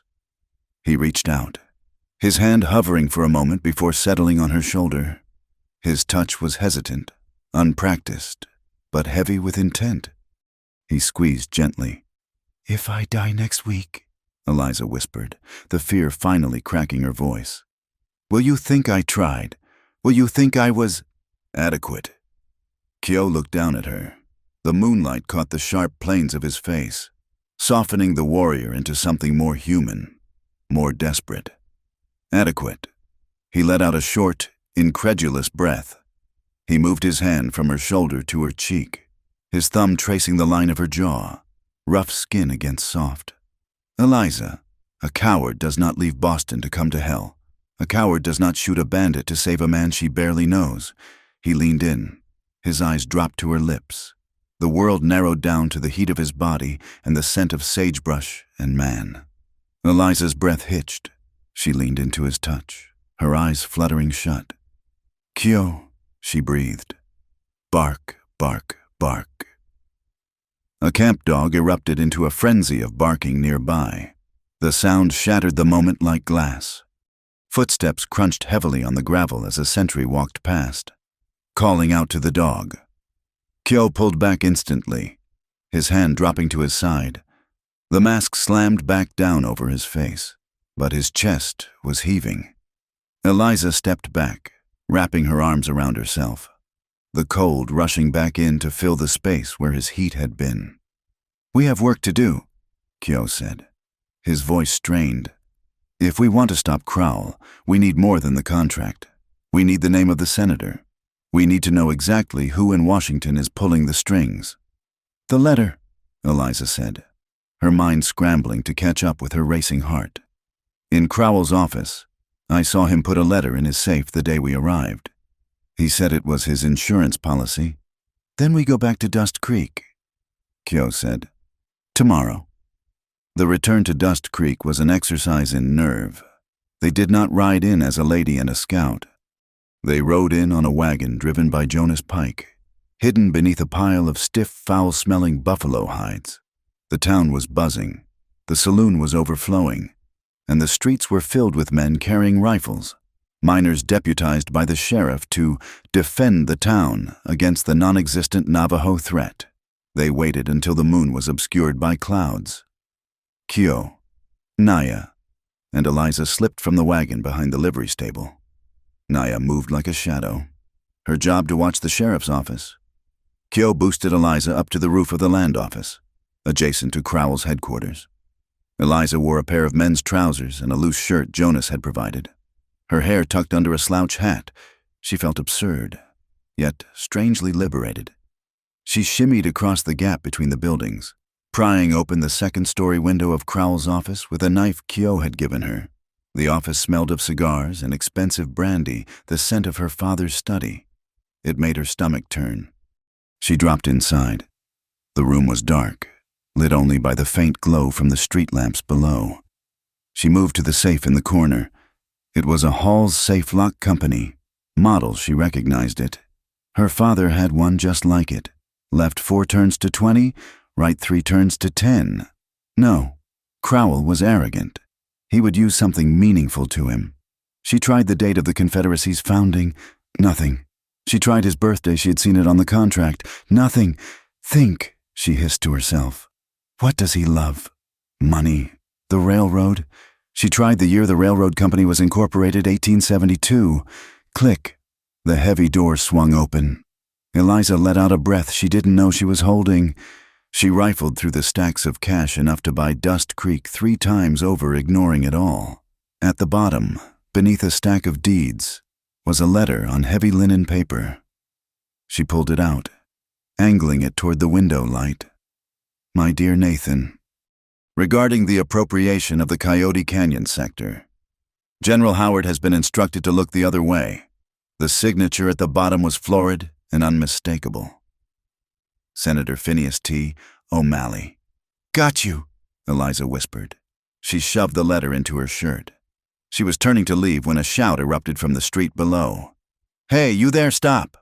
It was followed by a scuffle and a high-pitched cry of pain. Eliza rushed to the window. Below, in the dusty street, Sheriff Dillard had a grip on a small figure. Naya. She had been spotted near the jailhouse. "Let me go! Pig!" Naya screamed, kicking at the sheriff's shins. "Got myself a little spy," Dillard bellowed, his voice slurred with drink but heavy with triumph. "Crowell, come see what the cat dragged in. It is one of Kyo's broods." 2 deputies came running, grabbing Naya's arms, wrenching them behind her back. Crowell emerged from the saloon, a cigar clamped in his teeth. "Well, well," Crowell sneered. "Bring her to jail. We will see what she knows about the renegade scout and the dead white woman." Eliza froze. If she did nothing, she could escape with the evidence. She could save the canyon. But Naya would be beaten, perhaps killed, before the sun rose. From the shadows of the alley across the street, Eliza saw a movement. "Kyo." He was looking at Naya. Then he looked up, toward the window where he knew Eliza was hiding. He could not see her, but he was looking right at her. It was the choice, the mission or the family, the greater good or the immediate justice. Kyo did not hesitate. He stepped out of the shadows. He was not wearing his scout jacket. He was stripped to the waist, his chest painted with the black ash of mourning and war. In his hand, he held a Winchester rifle. "Dillard!" Kyo's voice roared through the street, a sound so primal it stopped the piano in the saloon. The sheriff turned, eyes widening. "Kyo, I thought you were dead." "You missed," Kyo said. He levered the rifle. Clack, clack. He did not shoot to kill. He shot the oil lantern hanging above the sheriff's office door. Glass shattered, and flaming oil rained down on the deputies. Chaos erupted. The horses hitched at the rail reared and screamed. The deputies released Naya to beat out the flames on their vests. "Run, Naya!" Kyo shouted. He charged. He did not fight like a white man. Standing still and trading shots? He moved like water. He slammed the butt of his rifle into the jaw of the first deputy, sending teeth flying. He spun and kicked the sheriff in the knee with a sickening crunch. Dillard went down, howling, his gun skittering across the dirt. Crowell, standing on the saloon porch, pulled his pistol. "Kill him! Kill the savage!" Kyo locked eyes with Crowell. For a second, time suspended. Kyo could have shot him, but the deputies were regrouping, and Naya was still exposed. Kyo grabbed Naya by the back of her buckskins and threw her toward the alley where Jonas had the horses. "Go! Not without you!" Naya screamed. "I am coming!" Bullets began to chew up the dirt around his feet. Kyo turned to run, but a deputy grabbed his ankle. Kyo fell hard. Eliza, watching from the window, felt the cold weight of the revolver in her pocket, the one she had taken from the bandit. She climbed out onto the ledge. "Hey!" she screamed. Every head turned upward. They saw a figure in men's clothes, silhouetted against the night sky. "Leave him alone," she fired, not at the men, but at the large water trough next to them. The bullet punched a hole in the wood, and a jet of water sprayed out, startling the deputy who held Kyo. Kyo used the distraction to kick the man in the face and scramble to his feet. He looked up at Eliza, a grin of pure, terrifying adrenaline splitting his face. "Jump!" he yelled. "What?" "Jump, there is a hay wagon." Eliza looked down. It was a 12-foot drop into a wagon piled with loose hay. She didn't think so. She jumped. She landed with a whump that knocked the wind out of her, half buried in dry grass. Kyo was there in a second, hauling her up. "You are insane," he laughed, breathless. "I learned from you," she gasped back. They scrambled out of the wagon as bullets splintered the wood around them. They sprinted down the alley, diving onto the waiting horses Jonas was holding. "Yeah!" Kyo slapped the rump of Eliza's horse. They galloped out of Dust Creek, the shouts of the angry mob fading behind them, swallowed by the darkness of the desert. As they crested the ridge overlooking the town, Kyo pulled his horse to a halt. He looked back at the lights of the settlement, the place where he had tried so hard to be a bridge, to be a good Indian. He ripped the remaining scraps of his army trousers' yellow stripe, the insignia of the scout, off his legs. He spat on the ground. "No more," he said to the wind. "No more talking." He looked at Eliza. Her hat was gone, her hair wild, her face smeared with soot, clutching the senator's letter like a holy relic. "We are outlaws now. Eliza Hart," he said. Eliza looked at him, her chest heaving, the thrill of the escape mixing with the terror of their reality. "Then let us be very good at it," she replied. Kyo nodded. Turning his horse toward the canyon, he had chosen his side, and for the first time in his life, he was not alone in the dark. The dawn did not break over Coyote Canyon, it bled into it. The sky turned a bruised purple, then a raw, open-wound red, illuminating the preparations of the desperate. Kyo stood on the high rim of the canyon, looking down at the winding, dry riverbed that served as the only entrance. Beside him, piles of loose shale and boulders had been precariously balanced on log levers, waiting for a single push. Below, hidden in the crevices and behind the gnarled trunks of ancient juniper trees, the Navajo warriors waited. There were only 20 of them who could hold a rifle, and half of those rifles were rusted relics from a decade ago. In the shelter of a shallow cave near the rear of the defensive line, Eliza Hart was sealing an envelope with wax melted over a small flame. Her hands, once smooth and stained only by ink from writing letters, were now scratched, dirt-stained, and steady. "Take it," Eliza said, handing the thick packet to Jonas Pike. "The map, the contract, and the letter from the senator. Jonas tucked the packet inside his buckskin shirt, next to his skin. The old trapper looked at her with a grim expression. If I ride hard, I can be in Santa Fe in 4 days. But that leaves you here, Miss Hart, with a lot of lead flying. If we die today, Jonas, Eliza said, her voice low, make sure the truth does not die with us. Promise me. You have my word, Jonas said. He spat a stream of tobacco juice onto a scorpion scuttling by his boot. I never did like Crowell anyway. Man smiles too much for a snake. He mounted his mule and scrambled up the back trail, disappearing into the labyrinth of rock. Eliza watched him go, feeling a tether snap. The safety net was gone. She turned to find Kyo watching her. He had stripped to the waist, painting his chest with the white clay of protection and the black ash of war. He looked terrifying. He looked nothing like the man who had sat across from her in the train car. They are coming, Kyo said. I can see the dust cloud 3 miles out. Eliza felt a cold knot tighten in her stomach. Kyo, she asked, her voice trembling slightly. If we kill them, if we drop rocks on them and shoot them from the shadows, are we any different? Are we just as savage as they say we are? Kyo stepped closer, the smell of sage and sweat radiating from him. He did not touch her, but his intensity was palpable. There is a difference, Eliza, he said, his eyes hard as flint. They are coming to take the silver, to take the water, to take the life from this ground. We are fighting to keep the little that is left. We do not fight for glory. We fight so that tomorrow, there is still a place for the sun to shine on us.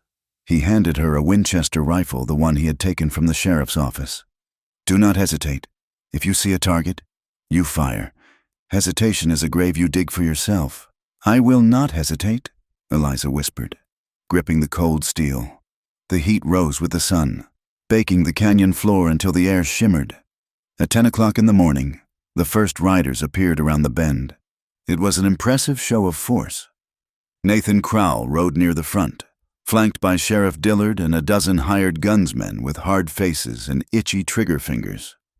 Behind them came a detachment of 20 soldiers, young men in blue coats who looked nervous, their eyes scanning the high walls. Steady, Crowell shouted, his voice echoing off the canyon walls. Keep your eyes up. The hostiles are cowardly. They will not stand and fight. From her position behind a fallen slab of sandstone, halfway up the canyon wall, Eliza looked down the barrel of her rifle. She could see Crowell's face through the sights. He looked arrogant. He looked like a man who believed money was a shield against death. Kyo, positioned on the opposite rim, raised his hand. Now, his voice thundered. A warrior kicked the log lever. With a sound like the earth cracking open, tons of rock and shale cascaded down the canyon wall. The landslide slammed into the narrowest part of the pass, cutting the column in half. Panic erupted. Horses screamed and reared, throwing their riders. Dust billowed up, choking and blinding the men below. Ambush. Sheriff Dillard screamed, firing blindly into the dust. They are everywhere. Return fire, Crowell roared, trying to control his mount. Kill them all. The canyon exploded with noise.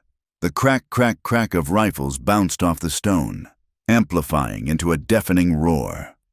Bullets chipped away at the rock face near Eliza's head, sending sharp splinters of stone flying into her hair.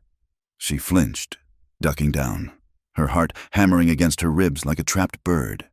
Below, she saw a mercenary aiming his rifle at a young Navajo boy who had broken cover to run to a better position. Do not hesitate. Eliza rose, rested the barrel of the Winchester on the rock, and exhaled. She squeezed the trigger. The mercenary's hat flew off as he jerked back. Clutching his arm, he fell behind a boulder. Good shot, Naya yelled from a few yards away. The Navajo girl was firing her bow, conserving ammunition, her arrows finding the gaps in the confusion below. But the hired guns were professionals. After the initial shock, they regrouped behind the cover of the dead horses and the fallen rocks. They began to lay down a suppressing fire that forced the Navajo heads down. The Gatling gun the soldiers had brought was wheeled around, its multiple barrels spinning up, Rat-a-tat-tat-tat. The sound was distinct and terrifying. Bullets chewed up the ridgeline, shredding the brush and pulverizing the rock. "They are pinning us down," Naya shouted. "We cannot move." Eliza looked across the canyon. Kyo was moving. He was leaping from rock to rock, descending the canyon wall with a reckless grace, drawing the fire of the soldiers away from the main group. "He is trying to flank them," Eliza realized. "He is going for the gun." But Crowell had seen him too. "There," Crowell pointed, his face twisted in hate. "The scout, forget the others, get him." Crowell spurred his horse, abandoning the safety of the main group. He rode toward a deer trail that led up the side of the canyon, intending to cut Kyo off. The sheriff and 2 other men followed him. Eliza's blood ran cold. Kyo was focused on the soldiers below. He did not see Crowell climbing above him. "No," Eliza breathed. She scrambled out from her cover. "Eliza, stay down," Naya screamed. Eliza ignored her. She ran along the narrow ledge, stumbling over loose stones, her breath coming in ragged gasps. She had to get to the other side. She had to warn him. The terrain that had been their shield was now an obstacle course. The heat was suffocating. Below, the battle raged, a chaotic swirl of smoke and screams, but Eliza's world narrowed to the figure of Nathan Crowell climbing the ridge. She reached a natural bridge, a fallen slab of rock spanning a gap in the canyon wall. Bullets whizzed past her, snapping like angry hornets. But she did not stop. She was not the banker's daughter anymore. She was a woman running through fire. Kyo dropped from a ledge, landing in a crouch behind a cluster of yucca. He leveled his rifle and fired, taking out the soldier manning the Gatling gun. The gun fell silent. "You renegade dog!" The shout came from above. Kyo spun around, looking up. Nathan Crowell stood on a precipice 30 feet above him, his Colt revolver leveled. "I made you!" Crowell screamed, his face red with exertion and fury. "I bought you out of the dirt, and this is how you repay me!" Crowell fired. The bullet struck the rock inches from Kyo's face, sending stone fragments into his eyes. Kyo cried out, blinded for a second, and stumbled back. Crowell laughed and began to scramble down the slope, sliding on the loose scree, closing the distance. "I am going to scalp you myself. Boy, I will hang your skin in my office." Kyo blinked rapidly, tears clearing the grit from his vision. He raised his rifle, but it clicked empty. He threw it aside and drew his knife. Crowell reached the ledge. He was big, heavier than Kyo, fueled by the rage of a man seeing his empire crumble. He holstered his gun. He wanted this personal. He drew a long Bowie knife. "Come on," Crowell sneered. "Let us see if you fight as well as you betray." They collided with the force of 2 rams. Crowell drove his shoulder into Kyo's chest, slamming him back against the canyon wall. Kyo grunted, bringing his knee up into Crowell's stomach, but the big man absorbed the blow. They grappled, a tangle of limbs and steel. The knife blades flashed in the sun. Crowell slashed at Kyo's face. Kyo leaned back, the blade missing his nose by a fraction of an inch. Kyo countered, slashing Crowell's forearm, drawing a line of bright red blood. Crowell roared and lunged, his weight bearing down on Kyo. They fell to the ground, rolling toward the edge of the precipice. It was a 50-foot drop to the rocks below. Eliza reached the vantage point on the opposite spur. She raised her rifle, her chest heaving. She tried to aim. She could not shoot. They were too close together, a twisting, turning mass of violence. If she fired, she was just as likely to hit Kyo as Crowell. "Kyo!" she screamed, her voice tearing from her throat. Kyo heard her. For a split second, his eyes flicked toward her voice. Crowell used the distraction. He headbutted Kyo, a brutal crack of bone on bone. Kyo's head snapped back. He was dazed. Crowell knocked the knife from Kyo's hand and pinned him to the rock, his forearm crushing Kyo's windpipe. Crowell raised his knife high, the blade glinting. "Die!" Crowell hissed. Eliza dropped her rifle. It was useless. She scanned the ground. A rock, a fist-sized chunk of granite. She grabbed it and leaped. It was a desperate jump, spanning a 5-foot gap between the spurs. She landed hard, rolling, scraping her hands raw, but momentum carried her forward. Just as Crowell brought the knife down, Eliza slammed into him from the side.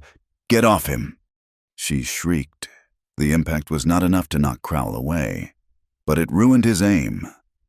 The knife slammed into the stone next to Kyo's ear, sparks flying. Crowell roared in frustration and backhanded Eliza. His heavy fist caught her on the cheekbone, sending her sprawling back toward the edge. "You bitch!" Crowell shouted, scrambling to his knees, turning his attention to her. "I should have left you to rot in the desert." He lunged for Eliza. Kyo, gasping for air, surged up from the ground. He did not go for a weapon. He went for Crowell's legs. He wrapped his arms around Crowell's knees and drove forward with every ounce of strength remaining in his body. Crowell, off balance and focused on Eliza, toppled backward. He flailed, his boots scraping on the smooth sandstone. He clawed at the air, at Kyo, at anything. He grabbed Eliza's skirt. Eliza slid toward the edge, the fabric tearing. She screamed, her fingers scrabbling for purchase on the smooth rock. Crowell's weight was dragging her over with him. "Eliza!" Kyo shouted. He lunged, grabbing Eliza's wrist with one hand and hooking his other arm around a sturdy juniper root growing from the crack in the stone. The jerk was violent. Eliza swung over the abyss, dangling by one arm. Below her, Nathan Crowell hung, gripping the hem of her dress with a death grip. Crowell looked up. His eyes met Eliza's. There was no arrogance left, only pure, naked terror. "Help me," Crowell pleaded, his voice thin in the vast canyon. "Pull me up. I will pay you. I will give you anything."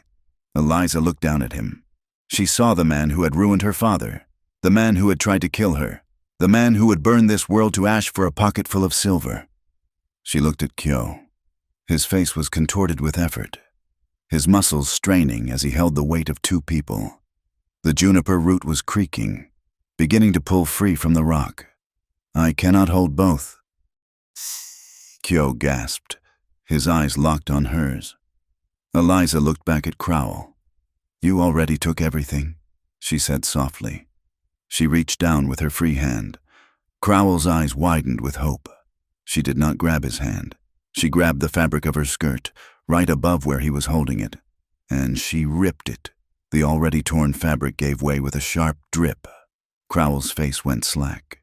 He fell backward, silent, clutching a piece of brown serge cloth. He fell for a long time before he hit the rocks below with a wet, final thud. Kyo roared and hauled Eliza up. She collapsed onto the ledge, gasping, shaking uncontrollably. Kyo pulled her into his arms, burying his face in her dusty, tangled hair. They held each other, two specks of life on the edge of nothing, while the echo of Crowell's fall faded into silence. Below, the firing stopped. Sheriff Dillard, peering from behind a dead horse, saw the body fall. He saw the broken form of the man who signed his paychecks. "Crowell is dead," someone shouted. The mercenaries looked at each other. They fought for money, not loyalty. With the paymaster gone, the fight was over. "Pull back," Dillard yelled, his voice cracking. "Retreat." The soldiers, confused and leaderless, lowered their rifles.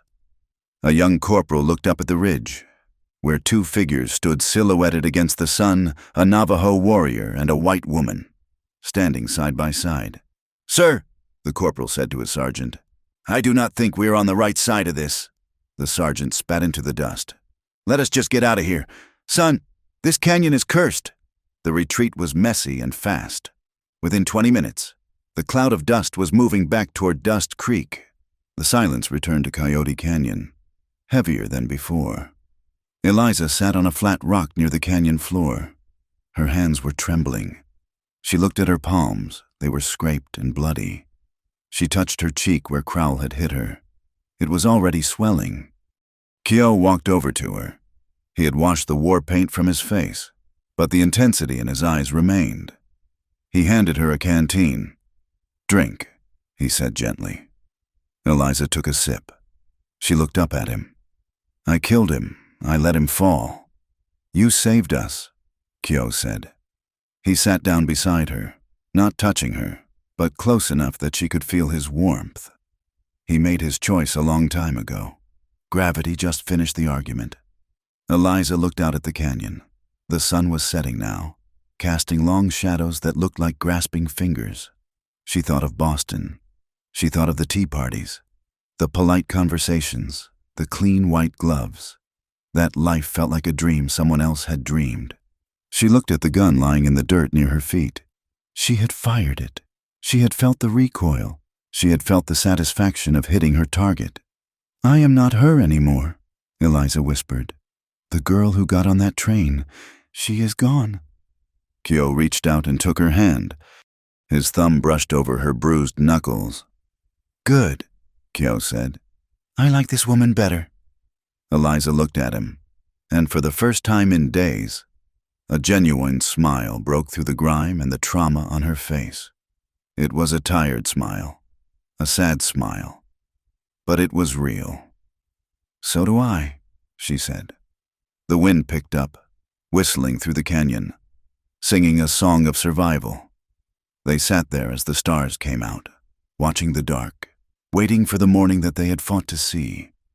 The silence that followed the Battle of Coyote Canyon was heavier than the gunfire had ever been. It was a physical weight, pressing down on the chest, composed of the smell of black powder, settling dust, and the metallic tang of blood drying on the sandstone.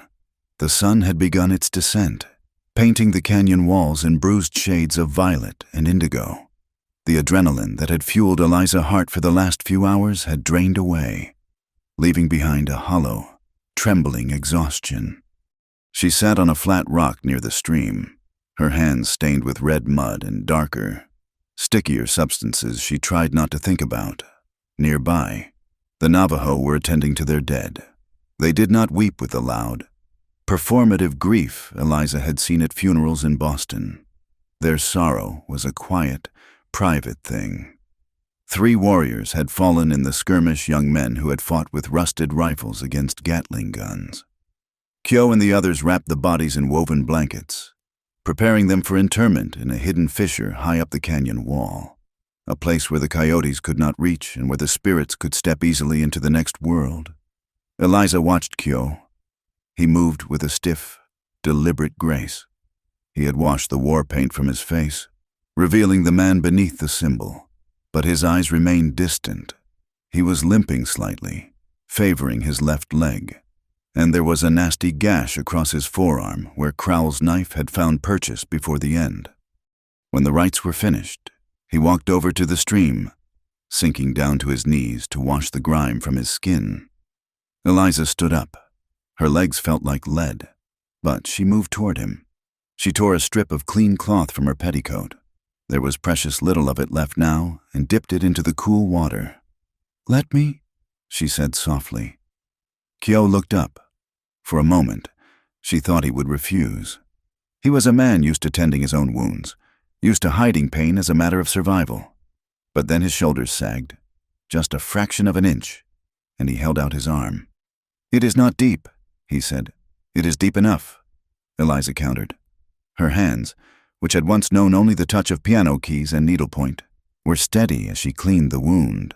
She flinched internally at the sight of the raw flesh, but she did not pull away. "You have good hands," Kyo murmured, watching her. "Better than the army doctors. They just saw. My father. Before the end. He was bedridden," Eliza said, her voice low. "I learned to wrap bandages. I never thought I would use the skill on a warrior in a canyon in Arizona." "Life is a circle," Kyo said. "We end up where we are meant to be, even if we take the long path." He looked at her, really looked at her, stripping away the layers of dirt and trauma. "You fought well today. Eliza Hart, you stood your ground." "I was terrified," she admitted, tying the knot on the bandage. "Fear is the price of courage." Kyo replied, "If you are not afraid, you are just stupid." A shout from the canyon entrance broke the moment. "Riders!" Naya called out from her lookout post. "White flag." Kyo was on his feet in an instant, his hand going to the revolver at his hip. Eliza stood beside him, her heart skipping a beat. Had the army returned? But as the figures emerged from the lengthening shadows, the tension broke. Leading the group was a mule, stubborn and ugly, ridden by a man who looked like a bundle of old leather and fur. "Jonas," Eliza breathed. Riding beside Jonas Pike was a man Eliza had never seen, but whose bearing demanded respect. He wore a dark suit, dusty but well cut, and a wide-brimmed hat. On his chest, catching the last rays of the sun, sat a silver star. "United States Marshal," Keogh said, lowering his hand from his gun. "Just in time to count the bodies." Marshal Silas Grant was a man who seemed carved from granite. He dismounted slowly, his spurs chinking on the rocks, and surveyed the scene with eyes that had seen too much of the worst of humanity to be surprised by anything. He walked past the cowering remnants of Sheriff Dillard's posse men who had surrendered the moment their paymaster fell and stopped in front of Eliza and Keogh. "Miss Hart, I presume," the marshal said, tipping his hat. His voice was a deep baritone, cultured but edged with steel. "And this must be the scout, Bigay." "We met under better circumstances, Marshal," Eliza said, trying to smooth her ruined hair. "Jonas here rode his mule half to death to get to me," Grant said, patting his breast pocket. "I have read the documents, Miss Hart, and the letter from the senator. It makes for very interesting reading. Federal conspiracy, bribery, incitement of war." He looked around the canyon, his gaze lingering on the fallen rocks and the scattered shell casings. Then he walked to the edge of the precipice where Crowell had fallen. He looked down for a long moment. "I see the problem has partially resolved itself," Grant noted dryly. "He fell," Eliza said quickly. "It was a struggle." Grant looked at her, his eyes shrewd. "I'm sure it was. Miss Hart, gravity is a harsh judge." He turned on his heel and walked toward where Sheriff Dillard was sitting on a rock, nursing a broken nose and looking like a deflated balloon. "Tom Dillard," the marshal said, "you are a long way from your jurisdiction." Dillard scrambled to his feet. "Marshal, thank God you are here. It was madness, Crowell. He went crazy. He forced us out here, said the Indians were uprising. We were just trying to keep the peace." Keogh stepped forward, his voice low and dangerous. "You were not keeping the peace, Tom. You were keeping the payroll." "I was tricked," Dillard pleaded, sweat streaking the grime on his face.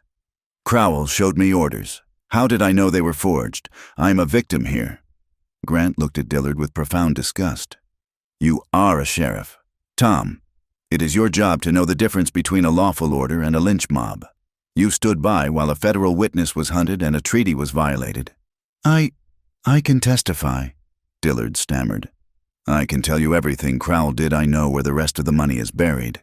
Grant sighed, the sound of a man weary of the endless cycle of greed.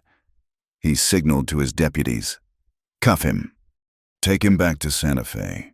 We will let a judge sort out how much of a victim he is." As Dillard was dragged away, shouting his innocence, Eliza felt a strange hollowness. "Is that it?" she asked Keogh. "He just goes to jail after everything. He is a white man with a badge," Keogh said, his voice bitter. "He will not hang. He will serve a few years, maybe lose his job, but he will live." "It is not justice," Eliza said. "It is the West," Keogh replied. "We take what we can get." The next morning, the camp was breaking down. The immediate threat was gone, with Crowell dead and the marshal present. The army detachment had withdrawn completely, unwilling to be caught in the middle of a federal investigation. Marshal Grant sat by the fire with Eliza and Keogh, drinking coffee from a tin cup. "I have drafted a preliminary report," Grant said, "based on the evidence Miss Hart provided and the visible outcome of yesterday's events.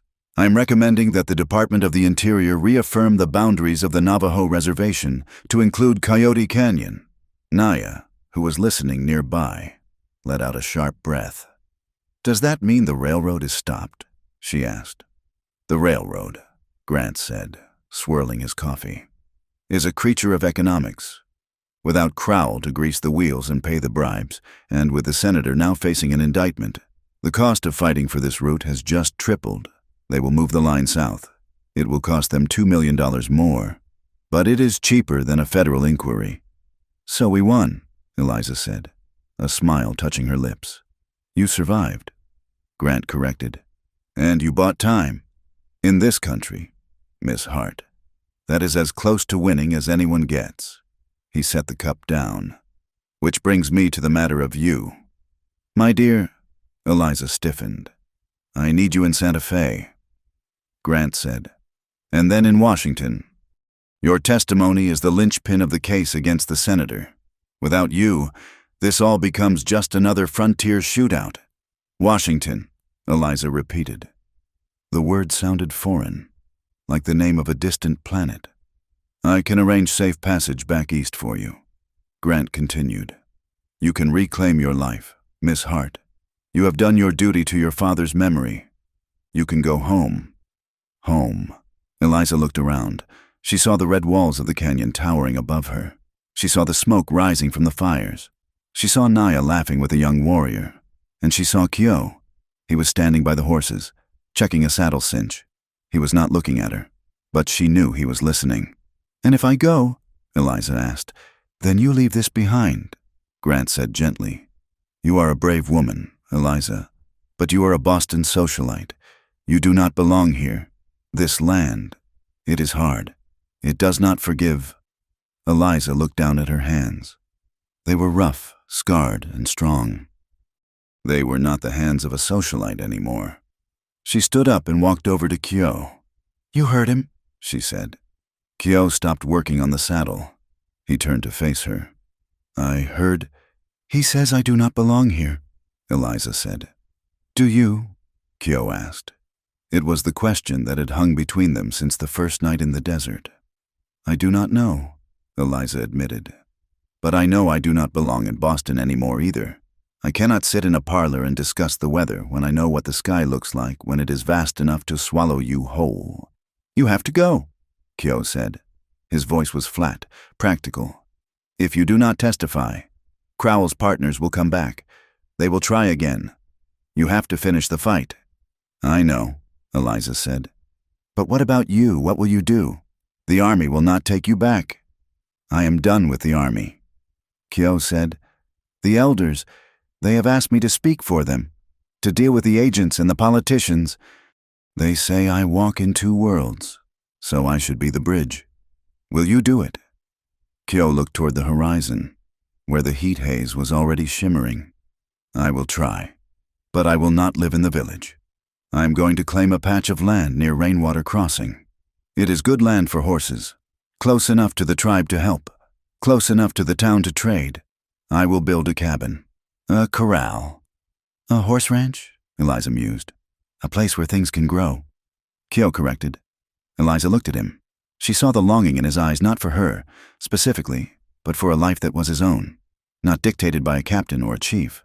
I will go with the marshal, Eliza said, her voice firm. I will go to Santa Fe. I will go to Washington. I will swear on every Bible they put in front of me, and I will bury the men who did this. Kyo nodded. Good. But, Eliza continued, taking a step closer, invading his space. I am coming back. Kyo went still. Eliza. Do not tell me I cannot, she interrupted. Do not tell me it is too hard. I walked across the desert in my drawers. Kioni be gay. I shot a man. I held you over a cliff. I think I have earned the right to decide where I live. Kyo looked at her, stunned. Then, a slow smile spread across his face, the same smile he had given her when she cut her dress. You are stubborn, he said. I am in trouble, she corrected. The departure was set for noon. The sun was high, turning the canyon into a crucible of light, before she mounted the horse the marshal had provided. Eliza walked with Kyo to the rim of the canyon, away from the prying eyes of the soldiers and the tribe. They stood on the edge of the world. Below them, the canyon twisted like a snake, etched with the green line of the cottonwoods that marked the water. It was harsh, violent, and breathtakingly beautiful. It will take months, Eliza said. The trial, travel, the land will wait. Kyo said. "Stone is patient." "Will you wait?" Eliza asked. The vulnerability in her voice was small, but it was there. Kyo turned to her. He reached out and, for the first time without the excuse of injury or survival, he touched her. He cupped her cheek with his hand. His skin was rough against hers, warm and solid.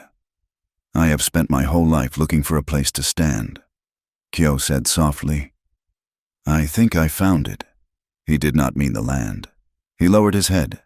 Eliza rose to meet him. The kiss was not like the ones in the romance novels she used to read in her father's library.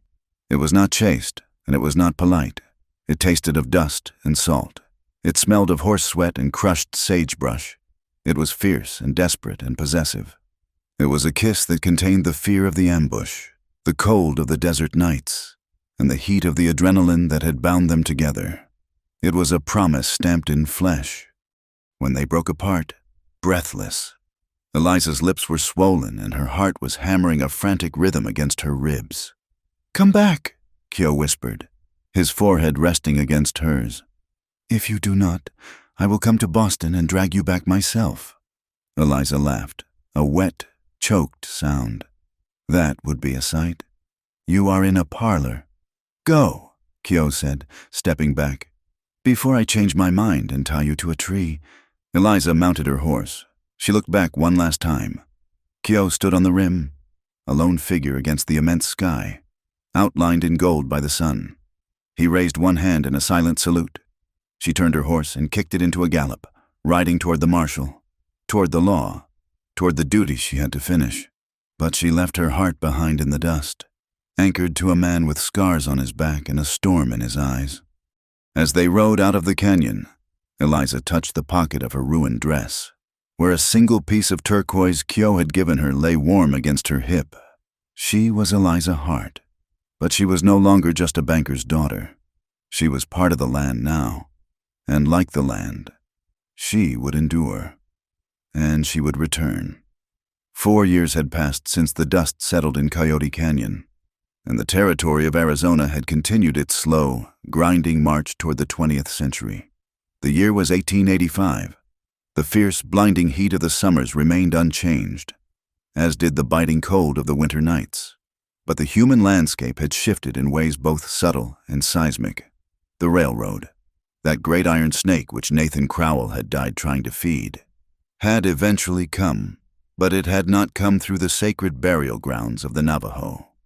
The cost of the scandal, the federal investigation sparked by a certain banker's daughter, and the sheer stubbornness of the geography had forced the surveyors to look south.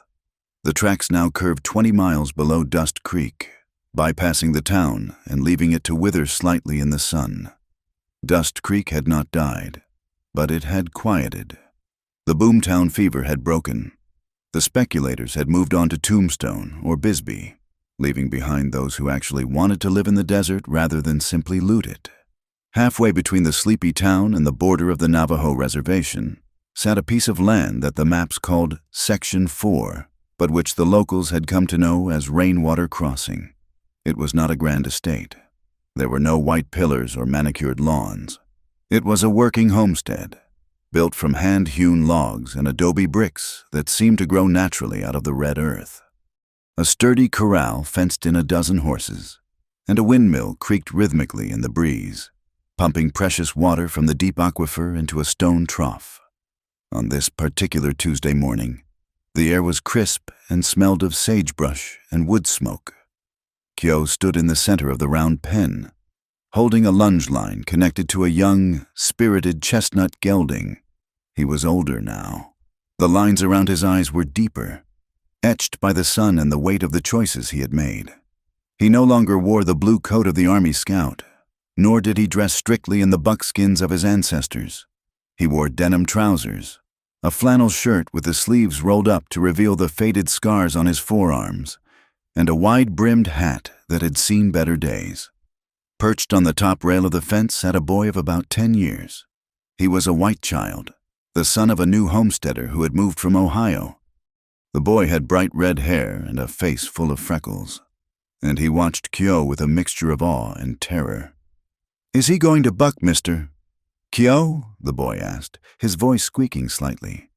Kyo didn't look away from the horse. He kept his body language soft, his energy low. "He is thinking about it. Tommy, he is asking a question. He wants to know if I am the boss, or if he is." "My PA says Navajo put magic on horses," Tommy said, gripping the fence rail. "He says you whisper to them?" Kyo chuckled, a low, rumbling sound. "It is not magic. Tommy, it is listening. White men shout at the world to make it listen. We listen to the world until it speaks back." He clicked his tongue softly. The chestnut gelding's ear flicked back. The horse lowered his head, chewing, and slowed from a nervous trot to a calm walk. "See," Kyo said. He was not angry. He was just afraid. Fear makes you run. Trust makes you stand still. Kyo walked to the horse, stroking its neck. He looked up at the boy. "Come down here. You cannot learn to ride from the fence." Tommy hesitated. Pa said I should be careful, that Indians are wild." Kyo paused. He looked at the boy, then toward the cabin where smoke was curling from the chimney. "Some men are wild," Kyo said gently. "Some are tame. It has nothing to do with the color of their skin. Tommy, it has to do with what is in their hearts. Now, come, this horse needs to smell you." Inside the main cabin, Eliza Hart sat at a heavy oak table that was cluttered with a chaotic mix of domesticity and diplomacy. A bowl of rising dough sat next to a stack of legal documents. A jar of ink was perilously close to a basket of mending. Eliza had changed too. The Boston socialite who had arrived in a corset and layers of silk was gone. In her place was a woman of the West. Her skin was tanned to a golden honey color, and her hands were rough, the nails short and practical. She wore a simple dress of calico, stained with ink on the cuff, and her hair was pulled back in a loose braid that was already escaping its pins. Across the table sat Hastian Nez, a Navajo elder who spoke little English. Between them lay a letter from the Department of the Interior regarding grazing rights. "They use many words to say very little," Eliza said, dipping her pen into the inkwell. She spoke in English, but she used a few Navajo phrases she had learned over the years to clarify the meaning. "The agent says the sheep must be counted before the winter. If the number is correct, the subsidies will come." Hastian Nez nodded slowly. "Paper," he grumbled in his own tongue. "Everything is paper with them. They try to count the clouds next." "I will write the response," Eliza assured him. "I will tell them the count will be ready, and I will remind them that the subsidies are 3 months late." She began to write, her pen scratching across the parchment. Her handwriting was still the elegant script of a finishing school education, but the words were sharp and demanding. She had become the scribe for the canyon, the voice that translated the needs of the tribe into the bureaucratic language that Washington could not ignore. The door opened, letting in a gust of wind and bright sunlight. "Coffee?" Kyo asked, stepping inside. He took off his hat and dusted it against his leg. "In the pot," Eliza murmured, not looking up. "Did Tommy get on the horse?" "He did," Kyo said, pouring 2 cups. He walked over and placed one beside her hand. He was shaking like a leaf, but he did it. "His father thinks I am going to scalp the boy if he looks at me wrong, but he sends him here because I charge $2 less than the trainer in town." "Economics overcomes prejudice," Eliza said with a dry smile. Finally looking up, she took the cup, wrapping her hands around the warmth. "It is a start." Kyo leaned against the table, his hip brushing her shoulder. It was a casual intimacy, the kind born of years of proximity. Jonas stopped by. He brought the mail. He slid a letter across the table. It bore a Washington postmark. Eliza stared at it for a moment. The ghost of the past. She picked it up and slit the envelope with a small knife she kept for sharpening quills. She read quickly, her eyes scanning the lines. "Well," Kyo asked. "Senator O'Malley has resigned," Eliza said, letting out a breath she hadn't realized she was holding.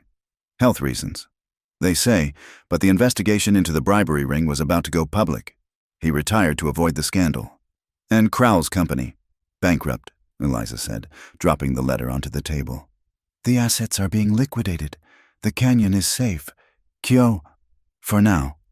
The law finally caught up. Kyo reached out and covered her hand with his. You caught up. Eliza, the law just followed you. The sound of hoofbeats approaching the cabin drew them both to the porch. A rider was coming up the trail, moving with the easy confidence of someone who had been born in the saddle. It was Naya. She had grown into a striking woman. The anger that had once fueled her every move had tempered into a steel-core confidence. She wore a mix of traditional Navajo skirts and a white man's leather vest, and a Winchester rifle was scabbarded on her saddle not as a threat, but as a tool of her trade. She worked now as a guide for the geological surveys that came through the territory, ensuring they stayed on the paths they were allowed and respected the water sources. Cousin, Naya called out, swinging down from her horse. Eliza, you look hungry, Kyo noted, leaning against the porch railing. We have stew. I am always hungry when I come here. Naya laughed. She walked up the steps, dusting off her vest. She looked at Eliza, her eyes twinkling with mischief. I saw a group of ladies in town today, new arrivals from the east. They were wearing so many petticoats I thought they would faint dead away in the street. Eliza groaned good-naturedly. Do not start. Naya? I was just thinking, Naya continued, grinning, that perhaps they needed a lesson in desert fashion. Perhaps I should tell them the story of the brave white woman who fought a war in her unmentionables. It was not a war, Eliza corrected, though she was smiling. It was a tactical retreat. You dropped your drawers in the dirt, Naya said, poking Eliza in the ribs. It is a legend in the village. The elders still tell it around the fire, the day the white bird shed her feathers. If you tell those ladies that story, Eliza warned, I will tell the new lieutenant at the fort that you are the one who put the scorpion in his boot. Naya laughed, a bright, clear sound that echoed off the hills. Fair enough. Peace. Peace, Eliza agreed. They sat on the porch as the afternoon wore on. It was a comfortable silence, filled with the sounds of the ranch, the horses snorting, the windmill creaking, the wind sighing through the mesquite. Kyo watched the two women. They were as different as the moon and the sun, yet they sat together on the same bench, sharing the same space. It was not a perfect union. There were still tensions in the town, still angry words spoken in the saloon about savages, and still sorrow in the village about the shrinking world. But here, on this porch, there was a bridge. Where is trouble? Naya asked later, looking toward the corral. In the south pasture? Kyo said. She kept chewing on the fence. They walked out to the pasture gate. A paint mare, black and white and full of fire, was grazing near the tree line. As soon as she saw Kyo, she threw her head up and cantered over, stopping just inches from the fence to nudge his pocket for sugar. Tied into her black mane was a strip of white cloth. It was old now, yellowed by the sun and frayed at the edges, but it was unmistakably fine cotton lace. It was a piece of the drawers Eliza had cut off in the canyon 5 years ago. Eliza reached out and stroked the mare's nose. She is spoiled. Kyo, you let her get away with murder? She has spirit, Kyo defended, feeding the horse a piece of dried apple. He fingered the piece of white cloth in her mane. Besides, she reminds me of the day I realized my life was going to get very complicated. He looked at Eliza, his dark eyes crinkling at the corners. Sweet Jesus, you are still trouble. And you, Eliza retorted, leaning into him, are still complaining about it. I never complain, Kyo said softly, wrapping an arm around her waist. I just observe. The peace of Rainwater Crossing was hard won, but the shadows of the past were never entirely gone. That night, Eliza woke to the sound of a gasp. Beside her, Kyo was thrashing in his sleep. His skin was slick with sweat, his breathing ragged. No, behind the rock. Move, he muttered, his hands gripping the sheets. He was back in the canyon, back in the blood and the dust, back in the moment Crowell's knife had sliced his arm. Eliza did not wake him with a shake. She knew better. She simply moved closer, pressing the length of her body against his back, wrapping her arm around his chest to anchor him to the present. You are here, she whispered into the darkness. You are safe. We are home. Kyo tensed, then slowly relaxed as her voice penetrated the nightmare. He let out a long, shuddering breath and turned over, pulling her into his arms with a desperation that spoke of the terror he kept hidden during the day. Did I wake you? He rasped. It does not matter, Eliza said, smoothing the hair back from his damp forehead. I saw him, Kyo admitted. Growl. He was falling, but he was laughing. He is dead, Kyo, Eliza said firmly. He is bones in the canyon. He cannot hurt us. The dead do not always stay dead, Kyo murmured. The hate. It is still out there. In the town. In the government. Then we will fight it, Eliza said. Just like we did before. But not tonight. Tonight, you just sleep. He buried his face in the crook of her neck, breathing in her scent lavender soap and ink. What would I do without you, Eliza Hart? You would be bored, she whispered. Now sleep. A few days later, a wagon broke a wheel near the crossing. It belonged to a mixed couple, a white trapper and a Navajo woman who had been cast out by her traditional family.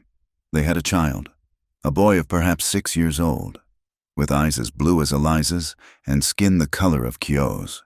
While Kyo helped the man fix the wheel, Eliza sat with the boy on the porch. She was drawing him a map of the ranch on a piece of scrap paper, showing him where the creek flowed. The boy watched her pen move, fascinated. Then he looked up at her, his expression serious in the way only children can be. Miss Eliza? He asked. Yes, Sam. My mama says... He hesitated. My mama says people like us are broken, because we are two things that don't fit. Eliza stopped drawing. She looked at the boy, her heart aching for the confusion in his voice. She says love is what breaks you, the boy continued. Is that true? What is love? Eliza looked up. Across the yard, Kyo was lifting the heavy wagon wheel into place. His shirt was soaked with sweat, his muscles straining. Naya was standing nearby, handing him a wrench and laughing at something the trapper said. Eliza thought of the desert. She thought of the blisters on her feet. She thought of the gun in her hand. She thought of the moment she had held Nathan Crowell over the abyss and made the choice to let go of the past to save the future. No, Sam, Eliza said, turning back to the boy. Love is not what breaks you. She capped her pen. Love is seeing someone who has been broken by the desert, by guns, by mistakes, by the world telling them they are nothing. It is seeing all those cracks and scars, and deciding to stay anyway. She looked at Kyo again. He wiped his brow and looked over at the porch. He caught her eye and nodded a small, almost imperceptible gesture that said, I am here. It is planting seeds in the hard ground, Eliza told the boy. Even when you know the wind might blow them away tomorrow. You plant them anyway, because if you do not, nothing will ever grow. The boy thought about this. Like the corn in the canyon. Exactly like the corn. Eliza smiled. It needs the sun and the rain. Two different things, but together, they make life. The wheel was fixed. The travelers moved on. The sun began to set on Rainwater Crossing, casting long, golden shadows across the earth. Kyo found Eliza by the perimeter fence. She was watching the sunset, the light catching the stray wisps of her hair. He came up beside her, resting his arms on the top rail. The fence was old wood, held together by rusted barbed wire. Through the gaps in the wood, the light streamed through, brilliant and blinding. The fence needs mending, Kyo observed. It holds, Eliza said. It does its job. She pointed to where the light was piercing through a crack in the post, illuminating a patch of wildflowers growing in the dust. Look, the light gets in through the broken places. Kyo looked at the light, then at her. We have a lot of broken places. Eliza? Yes, she agreed. She reached out and took his hand. His palm was rough, calloused, a map of his history. Her hand was softer, but strong, ink-stained and capable. But that is why we shine. Kyo. A breeze kicked up, carrying the scent of rain from the distant mountains. It had a good scent. It meant water for the creek, It meant the heat would break. Kyo squeezed her hand. The coffee is still hot. And I think I have a jar of peaches left, Eliza added. Peaches and coffee. Kyo mused. A feast for kings. Better, Eliza said, leaning her head against his shoulder. A feast for survivors. They stood there for a moment longer, watching the sun dip below the horizon, surrendering the day to the stars. They did not speak of forever. They did not make grand promises. They knew the world was hard, that the wind would blow, and that trouble would always find them. But they had chosen this. They had chosen the dust, the heat, and each other. Let's go home, Kyo said. Yes, Eliza replied. Let's go home. They turned away from the vast, empty desert and walked back toward the small cabin, where the lamp was lit, glowing like a beacon in the gathering dark. The door closed behind them, shutting out the wind, leaving only the sound of low laughter and the smell of leather and peace. And so, we leave Eliza and Kyo at Rainwater Crossing, not at the end of their lives, but at the beginning of their peace. Thank you, dear reader, for riding this trail with me. It has been a long journey from the Boston parlors to the red rocks of Arizona, and I hope the dust didn't get too much in your eyes. I would love to hear from you. Where are you listening to this story? Are you sitting on a porch in the rain? Or perhaps on a crowded train dreaming of open spaces? Please leave a comment below and share your thoughts. If you enjoyed this tale of grit and romance, please consider subscribing to my channel, Wild West Tales. Give the video a like. And if you truly felt the spirit of the West, hit that hype button to help this story reach more travelers on the digital frontier. Until next time, keep your powder dry and your heart open.